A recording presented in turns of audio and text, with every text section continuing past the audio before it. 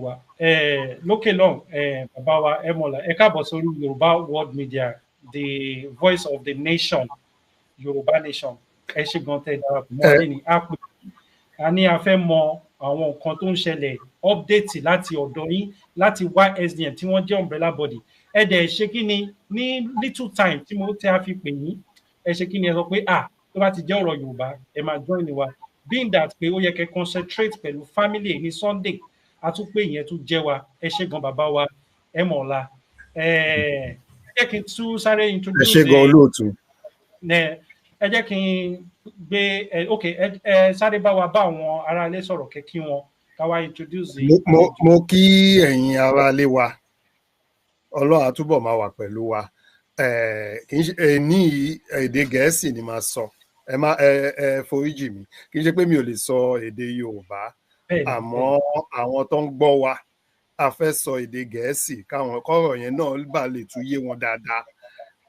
So it's just saying greetings to everybody at home.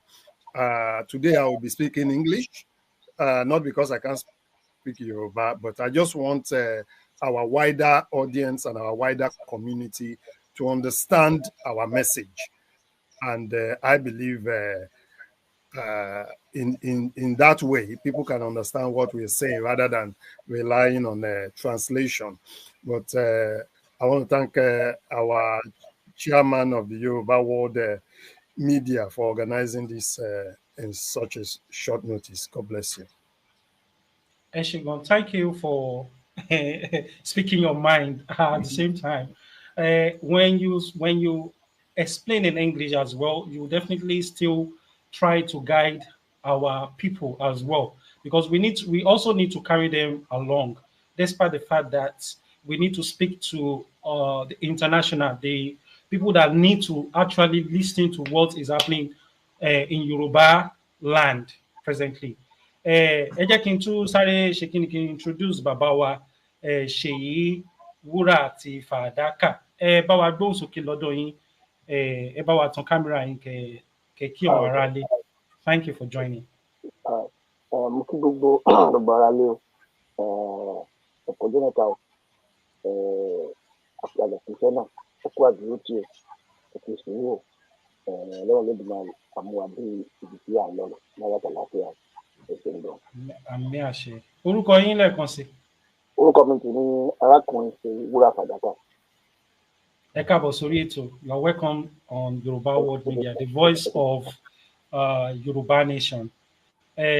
Kó tó di pé a máa bẹ̀rẹ̀ sí ní sọ̀rọ̀, ẹ jẹ́ ká kọ́kọ́ jẹ́ kí àwọn aráalé náà mọ̀ láti ẹnu ìyẹn èmi gangan fúnra mi, ní pé gẹ́gẹ́ bẹ́ẹ̀ ṣe gbọ́ lẹ́nu bàbá wa, mi ò fẹ́ kó jẹ́ pé a máa sọ pé why are you not speaking, kí ló dé tẹ́ sọ èdè Yorùbá, ṣe bí Yorùbá lẹ̀ ń jà fún.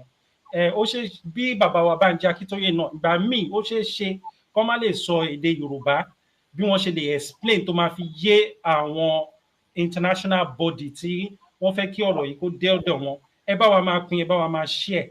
A máa sọ̀rọ̀ nípa insecurity on our land, ilẹ̀ Yorùbá. Bàbá wa Emola, ẹ bá wa sọ̀rọ̀ nípa níbo la dé, where are we presently?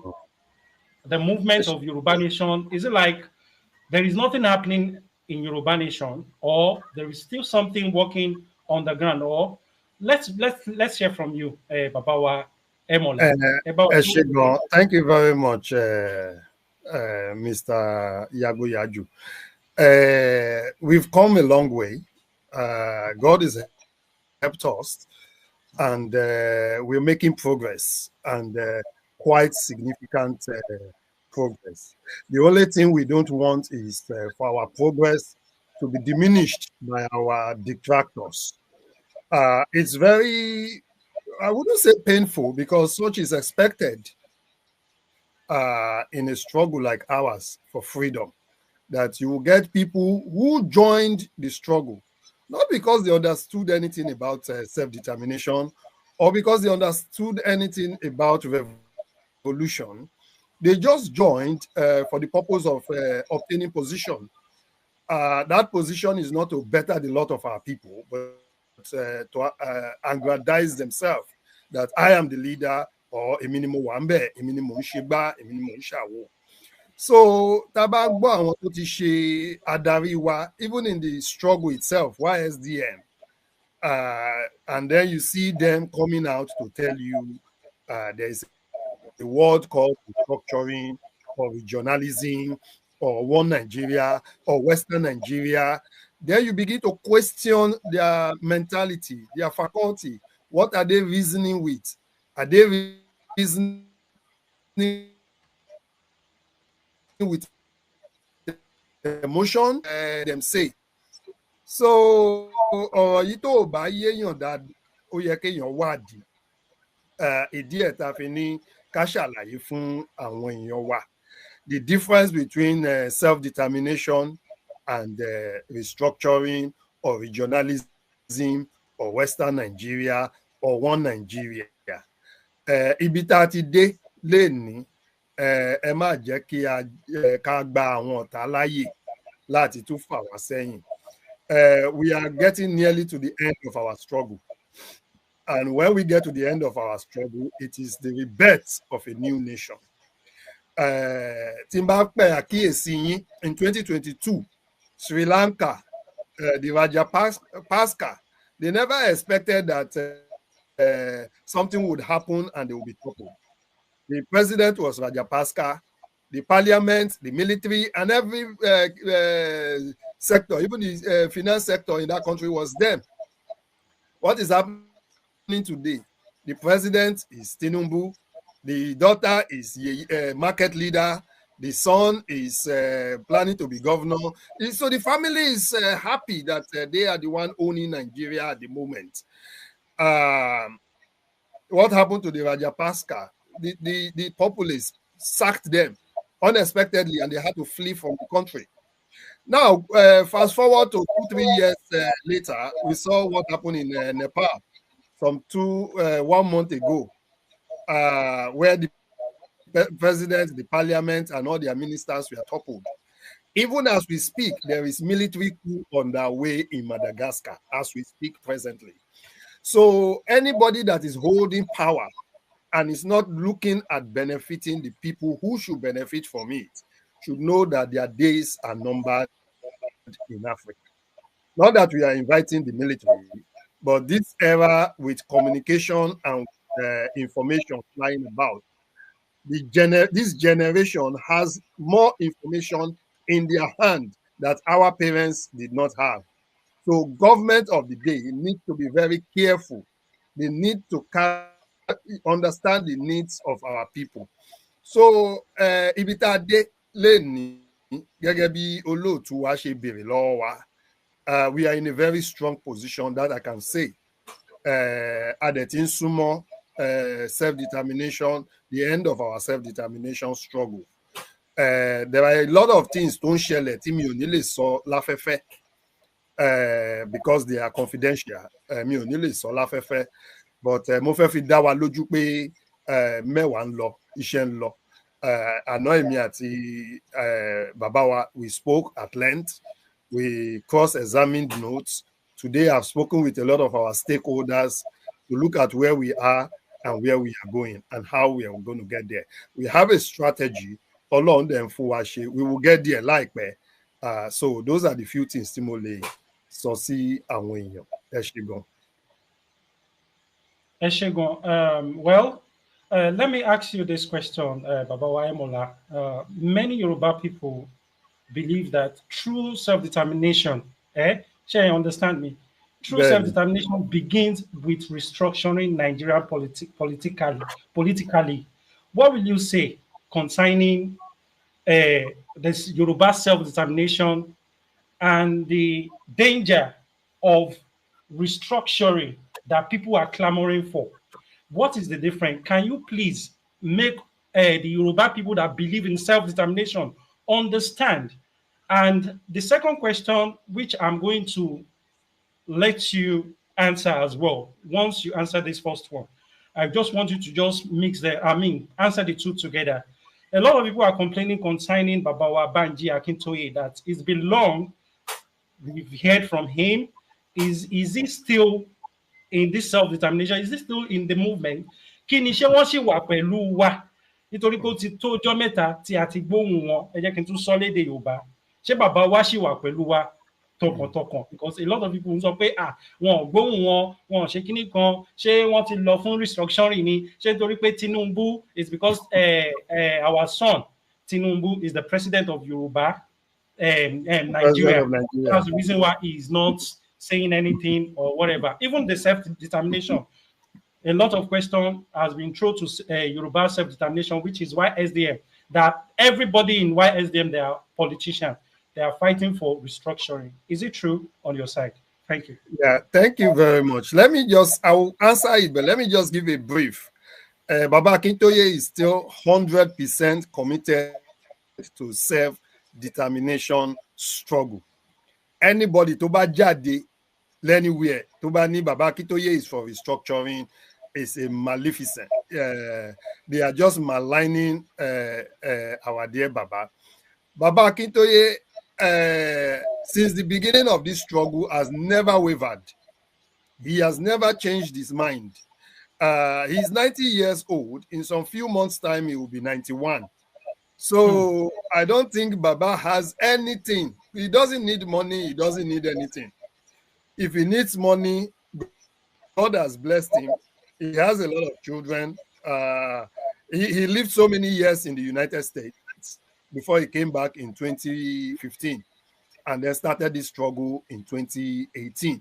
So he is the prophet that God have used to open the eyes of millions of our people. Now, at 90 years old, is the same for any old person. They have their own health challenges. So Baba Akintoye is resting. I was with him on the 21st of September. So just last month, less than a month ago, I was with him. I had a conversation with him for over an hour yesterday, and his voice is very brisk, very sharp. His faculties are still there. So Baba is active. But at 90, nearly 91, you can't expect Baba to be in every meeting like he used to be all the time. So I take most of all his load, all his workload. And we've also got a deputy at home who also shares in that workload. So Baba believes in self-determination 100%. He has never wavered. Those who are saying restructuring, which I'm going to explain today, what restructuring really means, why restructuring is a lie. Those people who say there are politicians in YSDM. Now, there are some few people when we started self-determination. What happened with a lot of people came in, they didn't even want us to identify as self-determination. They told us to be a socio-cultural group. And we said, if you want to party, go to, there are so many parties. You don't even need an organization to party. This is a serious-minded business. It's a serious matter, serious issue. It is a matter of life and death, because you're talking of the millions of people who have no hope, who do not know their left from their right. So they require guidance and assistance. So these people came in with the fact that, yes, we believe in what you believe in. Exactly. But the same time is the true test of a man's nature. So with the passage of time, we've come to realize that these people, they say, but they don't walk the talk. And so when the heat got hot in the kitchen, their true nature began to unravel. And they go out and began to say, oh, restructuring. It is not peculiar to YSDM. It is not peculiar to the Yoruba people. Even in China, when they were fighting for their own People's Republic of China, it happened. So it's going to happen everywhere. You will see people who will join you, who will defect. They want position, they don't get it. They will leave. They will start maligning organization, maligning people. That is their nature. So don't expect that it is going to be a linear curve to just get Yoruba nation. But I believe that the true believers of self-determination, who are working day and night, who are spending their money, who are spending their time, they will come to understand that it is only a few just people who will not tell you A is B or B is A that would stay the course until we get to the promised land. Eshegon. So, yeah, to the other yeah, question, Eddie, go ahead. Yeah. yeah. So, what is restructuring? Can't you break it down now? And then before we go into self-determination. Now, self-determination, kilo B self-determination, 1945, after the Second World War, the World War, before they get their independent nation. So let us create an avenue for them to seek their own independent nation according to if they believe in it. That was when many nations, especially in Africa, they started asking for, okay, can we get governance? And the British, the French, the Belgians, the Spanish, that we are having all these colonies, started giving people the opportunity to seek their own nation. And what vehicle will they use? It was self-determination. That is why it is the first article in the charter. Article 1, Charter 1, Article 2, the right to self-determination. If you have a distinct boundary, which we have, if you have a distinct language, which we have, if you have an identifiable landmass, and you have a sizable people, and you have a unique culture. So all the components of a nation we fulfill. We have identifiable land. Our Yoruba land is bigger than the United Kingdom. We have a population of nearly 80 million, which is nearly bigger than the United Kingdom. We have our own unique language. We have all those things. Now, but the unfortunate thing was that we were as Nigeria, so they gave us self-rule to see whether we would manage it. We managed it well, but for some reason, we didn't pull out because we had autonomy. What people are now calling, they want restructuring. So we had our own autonomy. But the problem there was that if you have your autonomy without your security, it can be taken away from you anytime. It's just like somebody put you in a house and say you are under house arrest and you say you are the president. You have no power. It doesn't matter what you say. Somebody is holding the gun to your head and say, sit down there. And you are saying you are the president. You can't be the president when somebody is holding a gun to your head. So when we had Western Nigeria, now that's 1951, we started it, the elections, and in 1952, after the march passing constitution, up until 1957. And then we said, should we go alone or should we go with Nigeria? The leaders then, in their own wisdom, thought, okay, we've been managing as Nigeria, let's go with Nigeria, which was not the wisest of decision. But then they had the conference in London in 1957, and in 1959 there was elections, and in 1960 Nigeria got independence. Now you fast forward to 1966. In 1962, even before then, the British knew that that election was rigged, and they can't rig the 1964 elections. So by 1962, Baba Awolowo was arrested. 1963, there was riot everywhere, 64, 65. And then in 66, the military broke in. When the military broke in 1966, I wouldn't go too much into what it was and what it wasn't. And then in January, in July, in May, Nigeria was now moved to a unitary country, which never happened from 1900. From 1900 to 1966, May, it never happened. Nigeria was not one country. People look at Nigeria and think Nigeria is one country. It was never one country because the North was different from the South. The Northern administration was different from the Southern administration. Now, in 1966, after that May, and the promulgation of the Decree 24 of May 1966, That was when they made Nigeria into one Nigeria. And that was that decree 24 of 1966 May. That decree will be the counter coup in July 1966.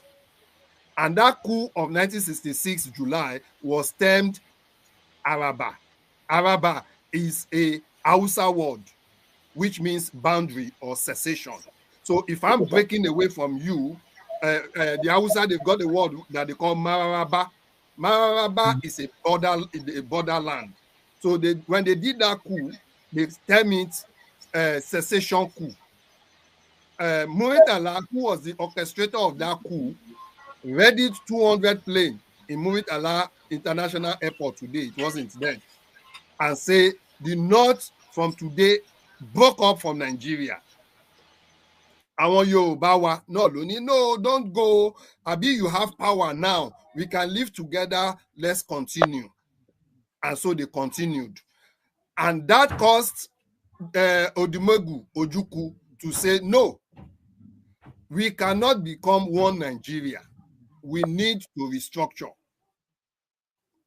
They went to Ghana to have a negotiation. It was a hectic negotiation, which we know as Aburi Accord. In that Aburi Accord, they decided that Nigeria should go back to what it used to be, which is the regions. Because, mind you, Gowon was going to create 12 states, which he did in July 1967. So 1 year after the coup.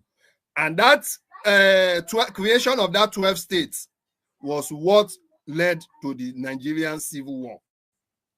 So Ojukwu wanted restructuring for us to go back to the pre-agreed plan of 1957, which we used in getting into Nigeria. Gowon created 12 states, which led to the war. So that was when restructuring died a final death. So that war lasted for 3 years, 1970, and all the rest. Now, then in 12 states, one created 21 states, one created 30 states, one created 36 states. Now you are now telling me that Nigeria will be restructured. I can bet you that the best that any president in Nigeria can do is to create more states. They can never restructure Nigeria. So if anybody come, restructuring cannot sell anymore. They now turn into regionalism, which is still the same thing. We've countered it that regionalism is the same thing as restructuring. They say it is Western Nigeria. For heaven's sake, why are you taking us to 1955, 1956 when we are in 2021? We are going forward. The only solution for Nigeria is dissolution. And the only solution for the Yoruba people is to have their own nation. Have your borders controlled, have your military controlled by the Yoruba, have your security controlled. Other than that, anybody to bank pay restructuring, they know it is dead on arrival. The politicians will just be laughing at you that, look at these ignorant people. The only thing that can save Nigeria now is a sovereign national conference.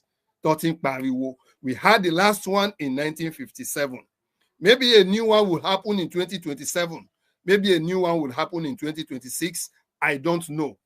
But if that would not happen, then Nigeria may just one day katakata don't boss.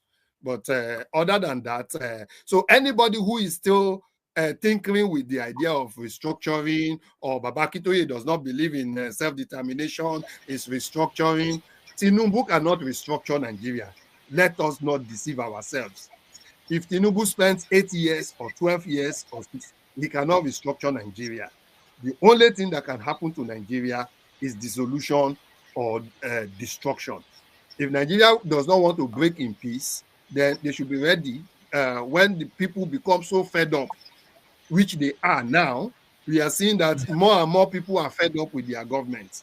Kenya rose against their government. Sri Lanka rose against their government. Nepal rose against their government. The youth during Buhari time rose against the government.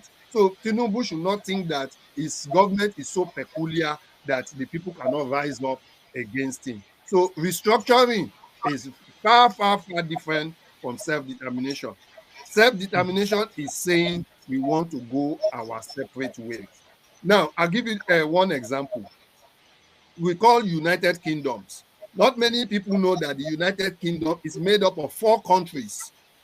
4 countries, Scotland, England, Wales, and Northern Ireland. Power. Wales determines its education, how he wants to educate their children. In Wales, their first language is Welsh, not even English. Their first language is Welsh. So you go through the school from primary to secondary, you speak Welsh. Wales, they have control of their health. Health is wealth. They control their health. So if you live in Wales, you're getting free medical care, free prescription, free everything. Whereas in England, you buy prescription. If you go to Scotland, if you live in Scotland, you get primary to university education for free. If you live in Wales, so all these countries, even though they make up the United Kingdom, still have their own peculiarities. But even in all these countries, I don't hear that they have killed one person. Wales is asking for its own independence. Scotland is asking for its own independence. It's not because they've killed anybody. Nobody is died. Terrorists from Syria or from Norway or from, they are not coming here to kill people. But look at what is happening in Nigeria every day. Our people are being killed, are being butchered, and the government cannot stand up for them. And yet they say you have no right to seek self-determination. Come on. And then somebody, because they want anybody who comes out to say they are looking for restructuring. The truth is that they know that if they say they are looking for restructuring, it's a ticket to get appointment in Aso Rock or a ticket to get appointment with their state government. So they will keep pointing out that one so that they say, okay, if we give them appointment, they will shut up. Anybody who comes out to say they believe in restructuring of Nigeria or they believe in one Nigeria, go and tell them I say they are thieves and what they are looking for is political appointments. End of story. Thank you. Thank you very much, Baba Waimola. This will take me to the next question. Tima Defeki Babawa Babawa Sheyi. Ki wọ́n bá wa tan kámẹ́rà wọn. Lẹ́ẹ̀kan sí, ẹ jẹ́ kí n let me use this opportunity to greet everyone on our chat room on Yoruba World Media. Mo kí gbogbo ẹ̀yin tí ẹ darapọ̀ mọ́ wa lórí Yoruba World Media. Mo dẹ̀ tún fi àsìkò yìí náà mo fi kí màmá wa Àjíá màmá dáadáa tí wọn ò fẹ́ kí nǹkan kan kó bàjẹ́ nínú ìrìn àjò tá a wà yìí. Ẹ káàbọ̀ sáàrin wa once again. Màmá wa Àjíá Queen ara lè máa dá ní gbogbo ìgbà ní agbára Elédùmarè. I greet mọ́mí wa Comfort Ológunjà Johnson, you're welcome to Yoruba World Media at the same time. I greet Mommy Modupeola Bello. You are welcome to Yoruba World Media. Thank you for all the comments.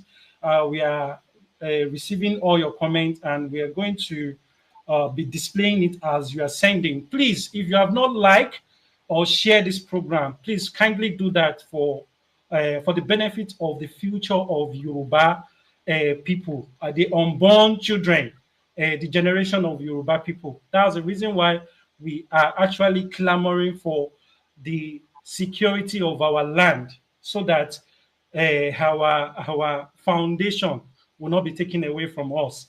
Back to you, Babawa Sheyi. I'm going to throw the same question, and I'm taking that question from the comment section, which our mother, Comfort Oluguja, said. She said, "Is Yoruba that still holding the zoo? Yoruba are still the one holding Nigeria. So my question is, Babawa Sheyi, how can the Yoruba leaders come together to speak with one voice on this issue of self-determination, afegba Yoruba nation, afeduro láyé ara wa, amalgamation ó ti expire. Kí ló dé tí wọ́n ṣì ń force ara wa into the marriage that is not working for us? Kí lẹ lè rí sọ bàbá wa lórí ọ̀rọ̀ yìí? Ẹ ṣé gan. Voice, one voice, àti pé kí ni ìdí tí a ṣe ní one voice nínú ìrìn àjò yìí tó fi jẹ́ wípé àwa tá à ń sọ pé self-determination, which I believe in, but self-determination is the only solution. I mean, our own land is the only solution, not Nigeria. But àwọn tó wá ń clamor fún restructuring, kí ló dé tí ìmọ̀ wa as ọmọ Yorùbá tí ò fi ṣe kan? Ẹ ṣé gan sir. Ẹ bá wa gbóhùn sókè lọ́dọ̀ yín. Thank you. Ẹ ṣé gan. Thank you, Mr. Chairman. I'll first start from why we are not on the same page, all of us. In the way Yoruba is designed, mathematics and our level of education and exposure, it has been like that from time immemorial. We are never on the same page because ideas keeps coming in, and to share ideas together, they will be on the one follow around. I'll limit only another idea, one follow around. It has always been like that. My habit is very poor. Only people go out, you should have policy because we don't sleep on the same side of the bed or the side of the room. We don't sleep look back, but differently. And the advantage of it is that between compression of our those ideas can now be brought together and to make a better thing. I mean, to make a better ways of solving issues. So we cannot all. It's even dangerous once we quote unquote for everybody to agree on a particular thing because perspective is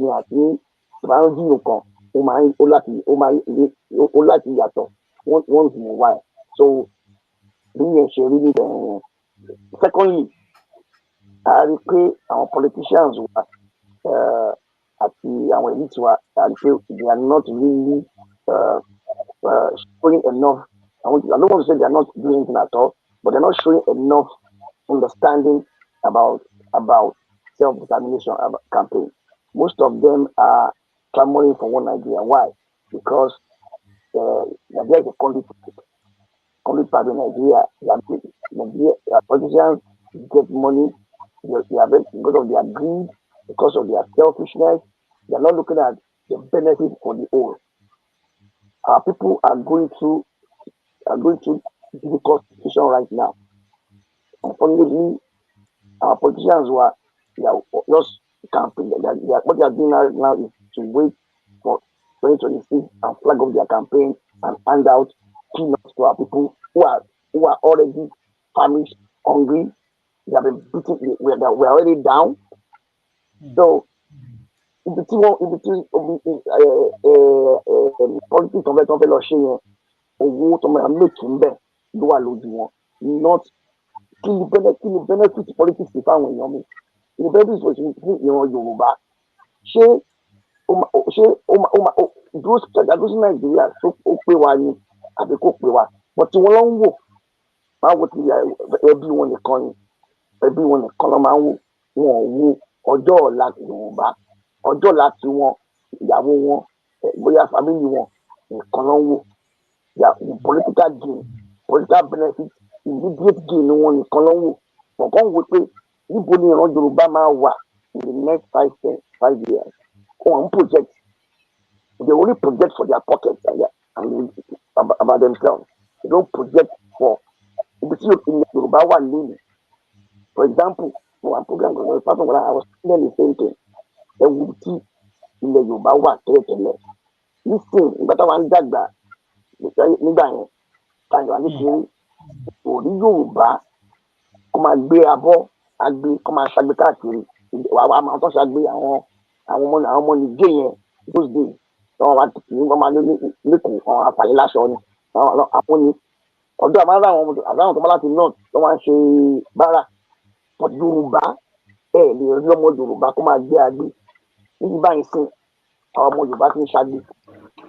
It's so sad and àwọn politicians sọ pé ṣé ibi tí à ń lọ yìí ibi tá a wà sí ṣé à ń progress ni àbá ń lọ sí àbáyé àti ìfẹ́ tó bá rí progress ọmọ Yorùbá. It pains someone like me kí n máa wo kí n rí nǹkan táwọn èèyàn wá ń go through wíwá àwọn politicians wà pé kí wọ́n show empathy pé ìwànà kí ló ń ṣẹlẹ̀ yìí. They are not showing that they are not showing it. What they are after ibi táwọn dín ní wọn làwọn wà after. But the good of all, the collective interest is not what that the collective interest is seen there. Interest to one. You see some politicians flouting. Politicians me. I'm at them to be boast. I'm at online. I'm at the way. So that's why I said. Yes, our politicians will come and drive like in Scotland, in Wales, in Czechoslovakia, Czechs and Slovaks those days. That will break. Our politicians will not drive self-determination. This Timor, politicians will not drive self-determination. But our politicians are not interested. They know that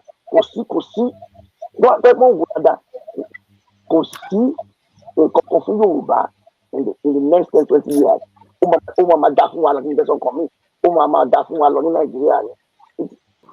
going to be very, very difficult for us. And man saw Yoruba, they are facing existential threat. Our land is invaded. Our land is invaded. Every man started to control border one. So that's what she's talking about the journalism. Structuring. You can't control your border. That's what last. I think the minority now I think the minority in there. Yoruba 99% Yoruba minority in there. Our land is invaded.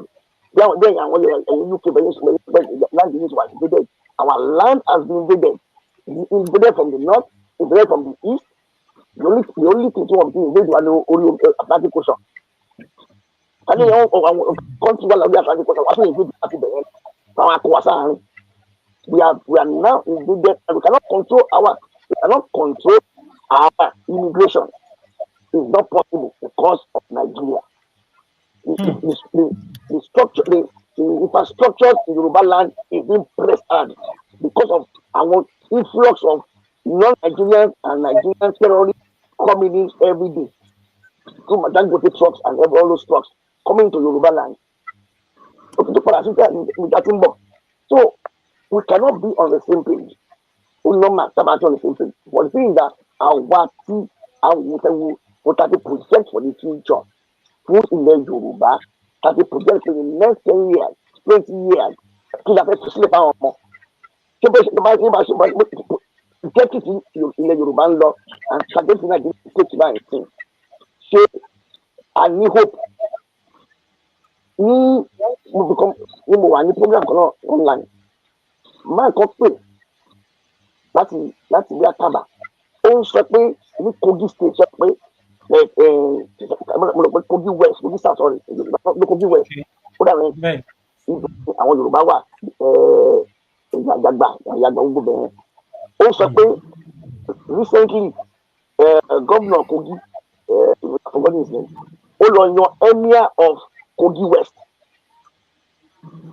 Emir of Kogi West. That means emir hello control between Yoruba. Imagine. Emir hello control. Orí tí máa ń pè tábà ló máa gbọ́dọ̀ pé ká lọ kọ̀. Lóòótọ́ wọ́n ṣe àwọn ceremony kan tó ti pa àwọn emir àti nìkan but me really follow me really that. But the man was saying pé no emir of Kogi means not all of Kogi West so emir don't control ilẹ̀ Yorùbá their cup wọ́n gba ilẹ̀ àwọn èèyàn yé wọn ilẹ̀ Haúsá àwọn kan láwọn Haúsá kó ń bẹ́ o ẹni tó bá ti control leadership lu òun ló control lẹ́yìn o. bẹ́ẹ̀. So emir of Kogi West ló máa control Yorùbá o ní Kogi o. Can you imagine this? So ọlọ́run ẹ ṣe gan. Ẹ ṣe gan bàbá wa Ṣèyí. Màá lẹ́ẹ̀kan sí màá fẹ́ kí màmá wa Hajiya Queen Ara ẹ káàbọ̀ sórí ètò nǹkan tí à ń sọ̀rọ̀ nípa ẹ̀ ní àṣálẹ́ yìí. Bàbá wa kò ní dákẹ́ máa pa camera because it's going to look somehow on our live streaming. Please just keep the camera on, sir. Thank you very much. Ẹ ṣé gan bàbá wa. Over to màmá wa Hajiya Queen Ara. Nǹkan tí à ń sọ̀rọ̀ ẹ̀ ní kẹ́tó wọlé òun ni ọ̀rọ̀ nípa Yorùbá self-determination àti ẹ̀yin tí ẹ ṣe ń darapọ̀ mọ́ wa lórí Yoruba World Media ní orí YouTube. Welcome once again. We are actually discussing about the self-determination and the restructuring. Some people are clamoring for restructuring, and which our own side, which I belongs, we are fighting for self-determination, our own sovereignty nation, so that we can control our resources and we can actually be in charge of our security, which is more vital, which is more important to us. Màmá wa tí ẹ bá ní ẹni ìbéèrè tí ẹ fẹ́ béèrè lọ́wọ́ àwọn bàbá wa tí wọ́n jẹ́ guest wa láti YSDM. We have our deputy chairman of Yoruba self-determination, bàbá wa Emola, wọ́n ṣe àìmọ̀ fún yín, and bàbá wa Ṣèyí. I don't know your position in the Yoruba self-determination. I would like you to also say something concerning your connection with Yoruba self-determination. What section are you? Arakome is the deputy leader Europe. Okay, deputy leader. Is the YSDM in Europe. Yeah. So, Mama, any question that's your door? You must also do it. Mo kí gbogbo ilé o, mo kí gbogbo ẹ̀yin ọmọ Yorùbá káàkiri gbogbo àgbáyé, mo dẹ̀ kí àwọn àlejò wa ní orí World Media lẹ́ni bàbá wa Emola àti dáàdì wa tí wọ́n jókòó sí ẹ̀gbẹ́ wọn. Mo kí yín, ẹ káàbọ̀ sórí ètò wa Yoruba World Media. Bẹ́ẹ̀ ni mi ò ní ìbéèrè tí mo fẹ́ bi wọ́n léèrè nítorí pé nǹkan tá àjọ ń ṣe ni, so gbogbo nǹkan tó ń ṣe kó yé mi. Kò sí ìbéèrè tí mo fẹ́ bi wọ́n bí báyìí tí ò bá ṣe pé tó bá rú mi lójú màá kúkú pè wọ́n máa béèrè.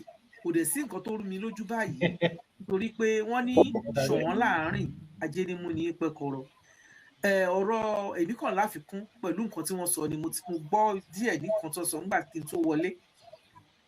Wípé kò sí bàbá sọ wípé a fẹ́ ṣe restructuring kò lè possible ni pẹ̀lú àwọn Fúlàní bàbá tiẹ̀ ní lọ́kàn tá fẹ́ ṣe àwọn Fúlàní ò ní jẹ́ ó ṣe é ṣe. Ẹlẹ́rù kì í fẹ́ fi ẹrú ẹ̀ sílẹ̀, so pátápátá là ń fọ́jú, kúmọkúmọ là ń dẹ́tẹ̀, ojú àfọ̀ọ̀fọ̀ tán ìjà ló ń dálẹ̀. Mo mọ̀ wípé ẹ má bínú pé mo pa òwe yẹn forí jì. Mo mọ̀ wípé àwọn èèyàn a máa rí pé lẹ́nujọ́ mẹ́ta bàbá wa Sunday Igboho à ń ṣe kí ni à ń káàkiri nípa ọ̀rọ̀ security ilẹ̀ Yorùbá ni, kì í ṣe security ilẹ̀ ibòmíì, security ilẹ̀ Yorùbá. Kí wọ́n dẹ̀ ṣe kí ni kó fi bàbá Sunday Igboho sílẹ̀ kó lè jẹ́ kí wọ́n túbọ̀ ṣiṣẹ́ takuntakun tí orí ran wọn wá ṣe, òun la ṣe ń ṣe. Torí kígbà tí a bá sọ kódà ká máa sọ̀rọ̀ restructuring àbí ká máa sọ̀rọ̀ self-determination tí wọ́n bá ti pa wá tán, ẹ jọ̀ọ́ àwọn wo la fẹ́ determine lé lórí àbá àwọn wo ni wọ́n fẹ́ restructure lé lórí. Because nǹkan tó ń ṣẹlẹ̀ nílẹ̀ Yorùbá nísìnyí ó gbẹnu tán. Ojoojúmọ́ ni wọ́n dẹ̀ ń pa. Yeah, it's not about religion. Àwọn tá a máa ń sọ fún wọn, mo ti bá wọn kan fà á, àsàlátù mo ti ń bọ̀ nísìn, mo ti bá wọn fà á lórí ìyẹn. Àwọn tó pa ní Kwara, ẹ jọ̀ọ́ ṣé wọ́n kọ́ tó pa wọ́n bí wọ́n lè rè ṣe Kìrìsìtẹ́nì ni ẹ́ àbí Mùsùlùmí ni ẹ́? Mùsùlùmí ló dẹ̀ pọ̀ jù wọ́n tó pa ní Kwara yẹn. Mùsùlùmí ló pọ̀ jù nínú wọn. So it's not about religion. It's about pé wọ́n fẹ́ take over. It's about pé wọ́n fẹ́ gbalẹ̀ wa. Àwa ni ká wá sọ ṣòkòtò ká sọ fún wọn pé wọn ò tó bẹ́ẹ̀. Kwara tí wọ́n ti bẹ̀rẹ̀ lọ́jọ́ iwájú tó ti bẹ̀rẹ̀ tipẹ́tipẹ́ lọ́kọ́ tó bí àwa tí wọ́n fi gba ìlú Kwara ibẹ̀ náà ni wọ́n tún fẹ́ gbà wọlé. A dẹ̀ ń sọ ní gbogbo ìgbà fún ẹ̀yin ọmọ Yorùbá lórí bíbá last month a ṣe wípé kí ni wípé 11 local governments ni wọ́n ti gbà kì í ṣọ̀rọ̀ ẹnu. Níbi àsàlátù tí mo wọlé lénìí even ní Kogi etí mi kún ni débi pé àwọn tí wọ́n ń bi mí léèrè pé ẹjọ́ a fẹ́ bá yín ṣe Yorùbá nation tẹ́ ń ṣe yẹn mo ní ó ti ń jáde orí lójú ó ti ń yé wọn ó ti ń yé wọn sí because àìmọye wọn ọ̀tá ló fẹ́ mú mi ní àsàlátù lé ni mo mọ̀ pé wọ́n á máa wò ó tí mo ṣe ń gbọ́ nígbà tó lọ ń gbàdúrà fún àwọn ọmọ October mo bá nawọ́ mi sókè alájàṣe ni mo ní bẹ́ẹ̀ ni Sunday Igboho ọmọ October ni ẹ bá wa ṣàdúrà fóun náà tó ló ń ṣiṣẹ́ lẹ̀ Yorùbá yìí tó máa búsẹ̀rì yìí tó máa ní yes òótọ́ ni o kinní kan wọ́n ń yé wa bọ̀ ó kọ wọ́n kan kò yé wọn tí àwa tá a bá wà ní mọ́ṣáláṣí àtàtàbà ní tàwa ní church tí a bá lè sọrú nǹkan bẹ́ẹ̀ yẹn nínú àwùjọ wa ẹ jẹ́ kí a máa sọ fún wọn anywhere tá a bá wà ẹ má jẹ́ kí ojú máa tì mí láti sọ wípé mo fọwọ́ sọ̀yà pé ọmọ Yorùbá ògidì ni mí mo dẹ̀ fẹ́ gba nation mi mo fẹ́ kúrò lóko ẹrú mo dẹ̀ ń sọ fún àwọn tá a wà lájò ẹ má lérò yìí pé ibi tẹ́ ẹ wà yìí ẹ comfortable níbẹ̀ no kíní kan ṣẹlẹ̀ ní ìsìn ní UK mo sọ ní last program náà àwọn flag tí wọ́n ń tò káàkiri yẹn mi ìmọ̀ bóyá mr emol àbíyẹ ẹ̀mọ nǹkan tí mò ń sọ yìí wọ́n sọ fún ọmọ territory ọ̀wọ́n ni they don't want ọ̀wọ́n àjòdì níbẹ̀ ọ̀wọ́n ò fẹ́ blacks níbẹ̀ ni tí àlejò bá dẹ̀ ti ń fi tó bá ti ń fi àparí tó bá ti fi ń wọn àlejò àti onílé bá fi ń fi àparí tó bá fi ń wọn àlejò ó ń sọ fún ọ pé òwe ilé tó lọ nìyẹn ìgbà tí wọ́n bá bẹ̀ sí ni wá lára nílùú tiwọn láìṣẹ̀ láìrò níbo la fẹ́ dé sí lẹ́yìn tẹ́ ẹ̀ kún wa tá a máa ní kẹ́ ẹ kún wa tẹ́ ẹ máa sọ pé it's about Muslim, it's about this one, it's about that one. You will have something to say. It's not about religion, it's not about ethnics, it's not about about it's about the land they want to take what belongs to us. Ó wá di ká dìde ká sán tòbí ká sán ṣòkòtò wa kí a wá ẹni kúnra pé ilẹ̀ wa ò ẹ̀ ní gbà torí tí a bá sọ pé ibi la wà ìjọ tó bá di wípé kìràkìtà ìpè ó yá àìmọye ṣé wàá wàá sọ pé a ní kinní kan a níwèé wọn lọ́wọ́ nísìn ó ṣeé ṣe kọ́ ní àwọn tí wọn ò níwèé tọ́ ọ̀ níwèé wọn lọ́wọ́ ó yá nígbà àwọn tó níwèé ń sìn wọ́n gba ìwé lọ́wọ́ wọn. bẹ́ẹ̀ni tó bá wà nígbà yẹn níbo lè fẹ́ dé sí o torí mo ti rẹ́ni tó sọ wípé kò sí nǹkan tó fẹ́ lọ ṣe Nàìjíríà yín yẹn yes kò sí nǹkan tó fẹ́ lọ ṣe Nàìjíríà yín yẹn torí pé Nigeria belongs to them Yorùbá nation is Yorùbá Oòduà belongs to us. ọmọ Yorùbá ni mí. ọmọ Yorùbá ògidì ni mí. So let's be proud of our Yorùbá and be able to say it. Ibi tí mi bá wà wọ́n mọ̀ mí níbi iṣẹ́ wọ́n dẹ̀ mọ̀ mí láwùjọ gbogbo ibi tí mi bá wà ní. I've got less friends because of Yorùbá nation. I don't care. Ẹ tún fẹ́ bá mi ṣe kó bá mi ṣe. Ẹ tún fẹ́ bá mi ṣe kó dúró lórí ọwọ́ ẹ̀. Táwọn èèyàn bá tẹ̀ bẹ̀rẹ̀ pé níbo ni mo ti wá. Yorùbá mo máa ń sọ fún ọ pé Yorùbá mo ti wá. Wọ́n ní where is that? Mo ní go to Google. Of course. Okay, mami. Moving on, ma. Ọ̀rọ̀ Kẹ́mi kí ló Bucknell àbí kí ló orúkọ ẹ̀ bíbá ìtàn tó wà ní MP wa ní kinní bí. Bí wọ́n talking about pé ó tán ó ti yọ sílẹ̀ fún nítorí pé ó sọ pé òun ò bá Nàìjíríà ṣe mo ní. Nǹkan tó ń sọ ni pé òun ò bọ́ wọn apààyàn ṣe. Ọmọ Fúlàní tó ń pààyàn pé òun Yorùbá lòun. Mo ní I said the same thing pé Yorùbá ni mí. Because ojú ń tìyàn ní ìsìn pẹ̀lú ìwà burúkú tí ó wà lọ́wọ́ wọn tó dẹ̀ ń pè wá tó ń pè wá lónìí tá à ń gbọ́mọ ẹran jó ń bẹ̀ yẹn gbogbo ayé náà wọ̀ pé wọ́n ti label as terrorists ní Nàìjíríà lórí kíni lórí ọ̀wọ́n tí ìjọba Nàìjíríà ò lè kápá ẹ̀ tí wọn ò lè kápá ẹ̀ tí wọ́n dẹ̀ ń pa tó ń pa ọmọ Nàìjíríà lógúnlọ́gbọ̀n lójoojúmọ́ tó tó bá máa para wọn ní náà tí kò dúró síbẹ̀ kò para wọn. Gàmbàrí pa Fúlàní kò lẹ́jọ́ nú, àwọn parents wa ti ń sọ lọ́jọ́ tó ti pẹ́, kó má gbé wá sílẹ̀ Yorùbá. Ibi tó bá ti bú yẹn kó fi lẹ̀. Ẹ má bínú tí bá ti sọ̀rọ̀ yẹn, omi máa ń lọ sókè. Ẹ ṣe mo dúpẹ́, màá dúró bínú. Ẹ ṣe gan, it's like pé Ajiya ti di guest mi báyìí because I am the host. Because bẹ́ẹ̀ ṣe gbọ́ lẹ́nu Ajiya wọn ní tọ́wọ́n bá ní ìbéèrè tọ́wọ́n fẹ́ béèrè lọ́wọ́ wọn bàbá wa. Me, I have ìbéèrè because I am the host. Not that I don't have information about what is happening, but we just have to be professional, man.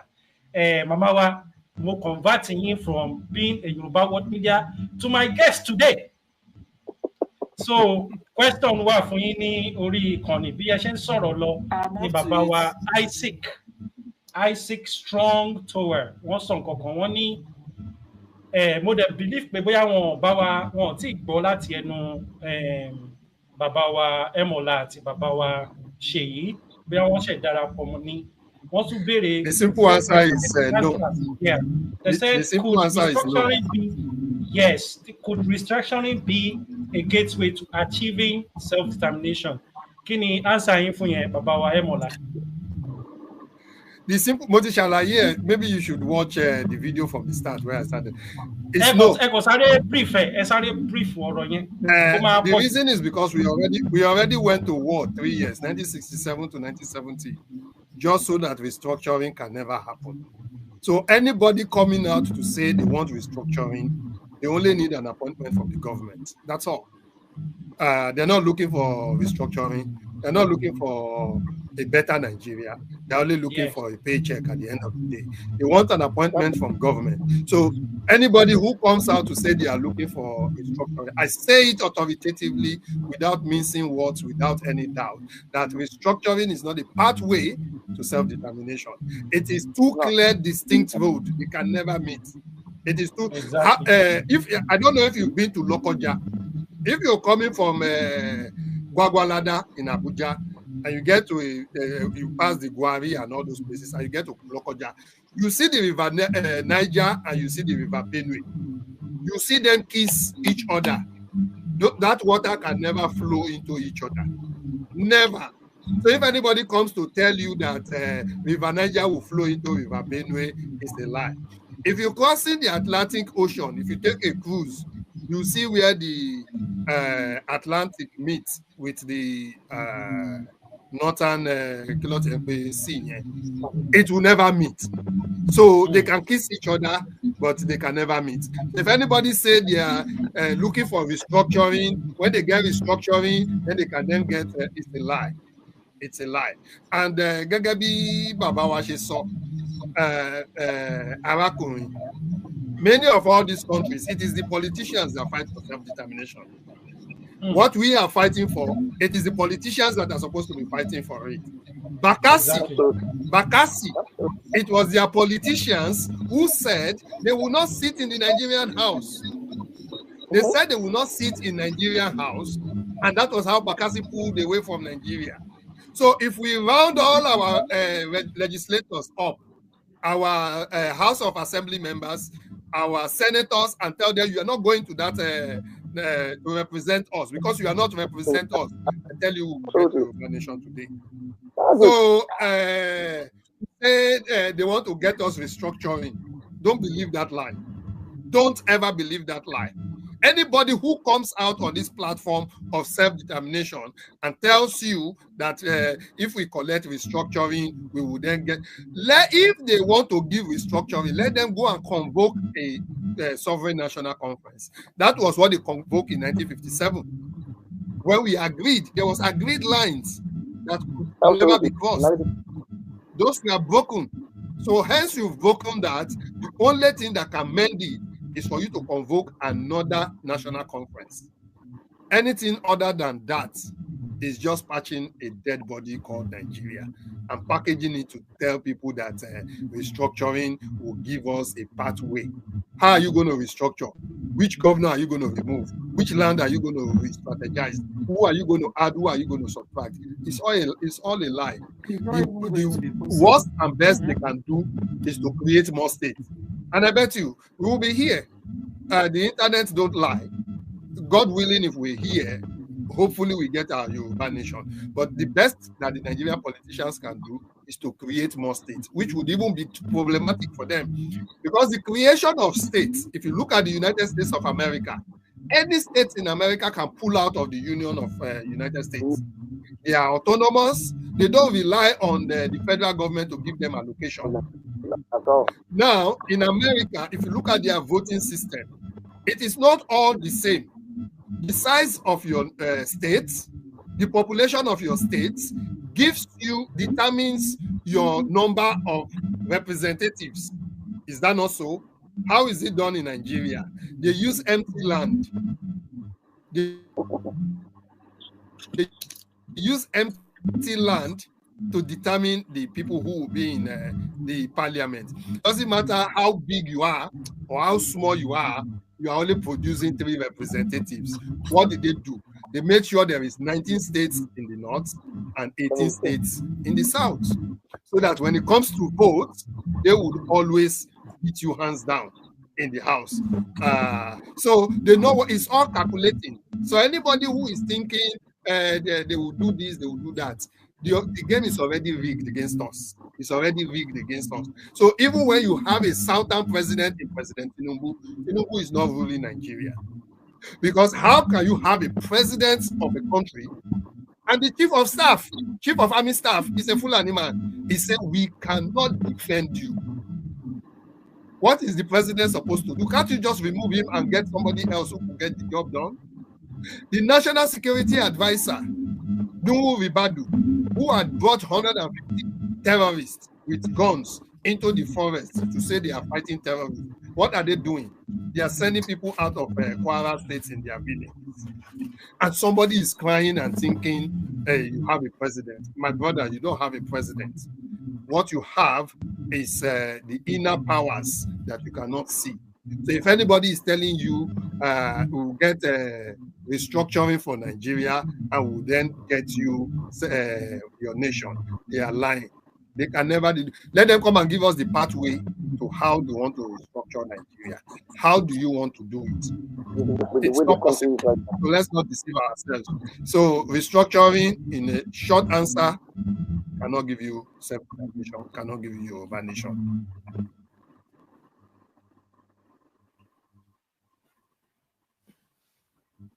You are muted, sir. You're muted. Emma Binu. Thank you, Mr. Emola Eshegon, for explanation in lórí restructuring. It cannot work. The big answer is capital letter N-O-N, no. N-O, no. N-O, no. Restructuring cannot work. So moving on, ẹ jẹ́ ká bọ́ sí orí insecurity tí màmá wa Ajia Queen tí wọ́n ti brief díẹ̀ nínú ẹ̀ ní nǹkan tó ń ṣẹlẹ̀ ní ilẹ̀ Yorùbá. Moving on, insecurity in Yoruba land. Bàbá wa Ṣèyí, ẹ̀yin mo fẹ́ throw question yìí sí. Kí ni nǹkan tí ẹ rò? What do you think is really happening with the attack in Kwara State presently? Kí ni nǹkan tí a lè fi I don't know more bí ṣe fẹ́ sọ Yorùbá, ẹ má bínú. So what? Let me just put it that way. What do you think is really happening with the attack in Kwara State, sir? Kí ló fà á tí wọ́n fi ń pa àwọn èèyàn wa nílùú Kwara? Bẹ́ẹ̀ ni ẹ ṣe gan màmí, ẹ ṣe. Natural resources ni. Ẹ ṣe bàbá wa, ẹ bá wa gbóhùn sókè. It's all linked together anyway. I will take us back to the interview of late Dr. Obadiah Malaipa. That man is a prophet. He had to be around 21, 22, whatever. 2021. 2020 interview was very good. Dr. Obadiah Malaipa who saw the plans and all happening in our eyes. I'm talking so the plan is to start up there attack everywhere, so liberally attack and move down south. Now, but àwọn èèyàn wa lẹ́nu ọjọ́ mẹ́ta mo ti ń gbọ́ tí mo máa ṣe ìnáwó torí gold ni torí ilé kan ni torí yes òótọ́ ni ṣùgbọ́n they want to take over. I was discussing with an elderly man, let's say small power here, and I said, see, government, our international companies vary resources in the country. Wọ́n sọ pé àwọn companies kan àwọn fẹ́ǹsì companies àwọn kìíní kan wọ́n yàtọ̀ pé àwọn náà sponsor àwọn yẹn kọ́ máa pa àwọn èèyàn wá sọ́dọ̀ àwọn àlè gbàgbé wọ́n máa máyìn mẹ́. These international companies go to other clients buy petrol ni even though no be those days nígbà tí wọ́n discover crude oil in Nigeria, did they kill the people there? They were not killed.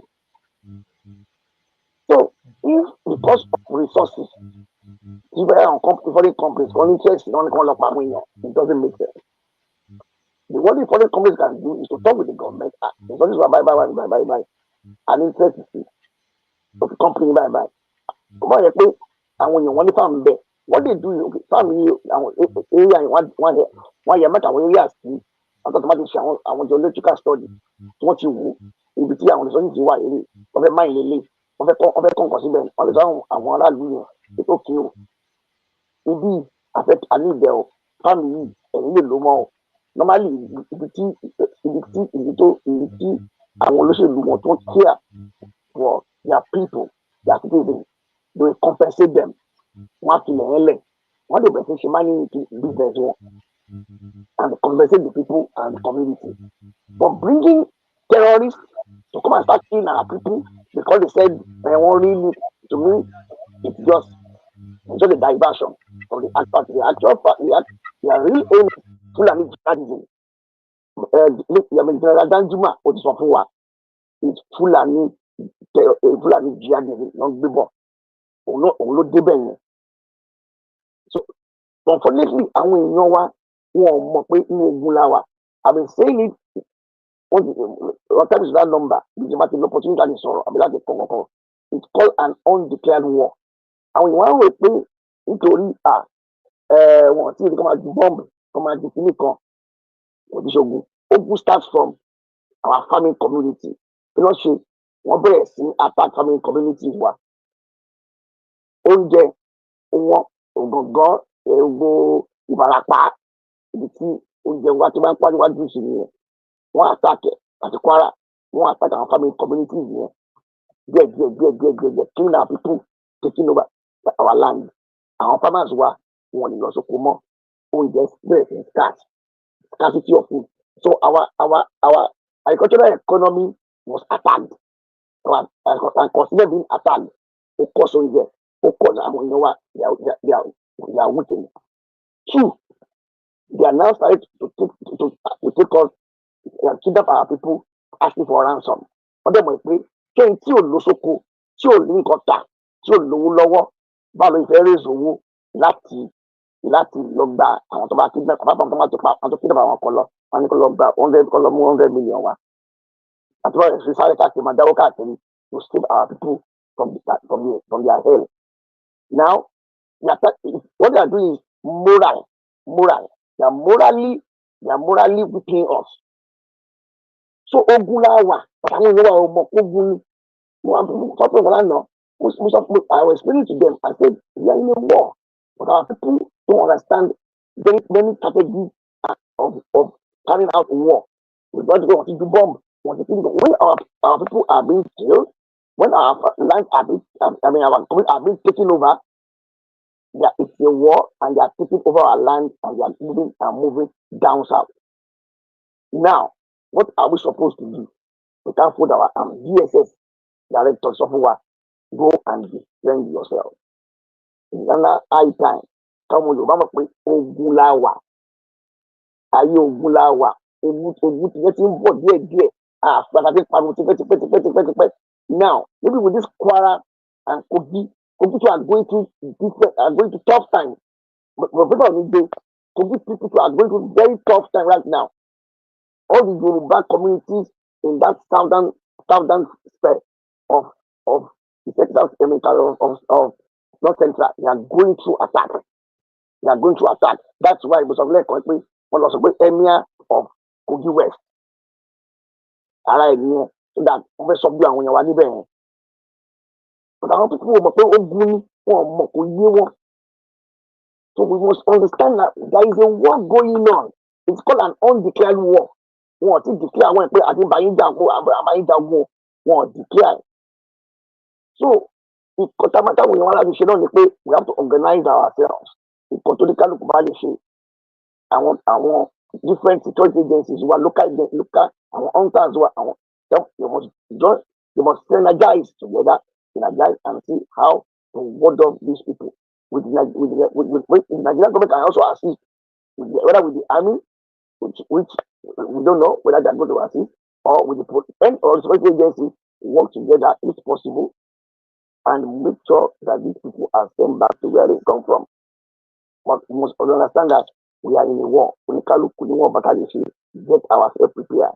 We must get ourselves prepared, strategize, apply. We need to apply war strategy.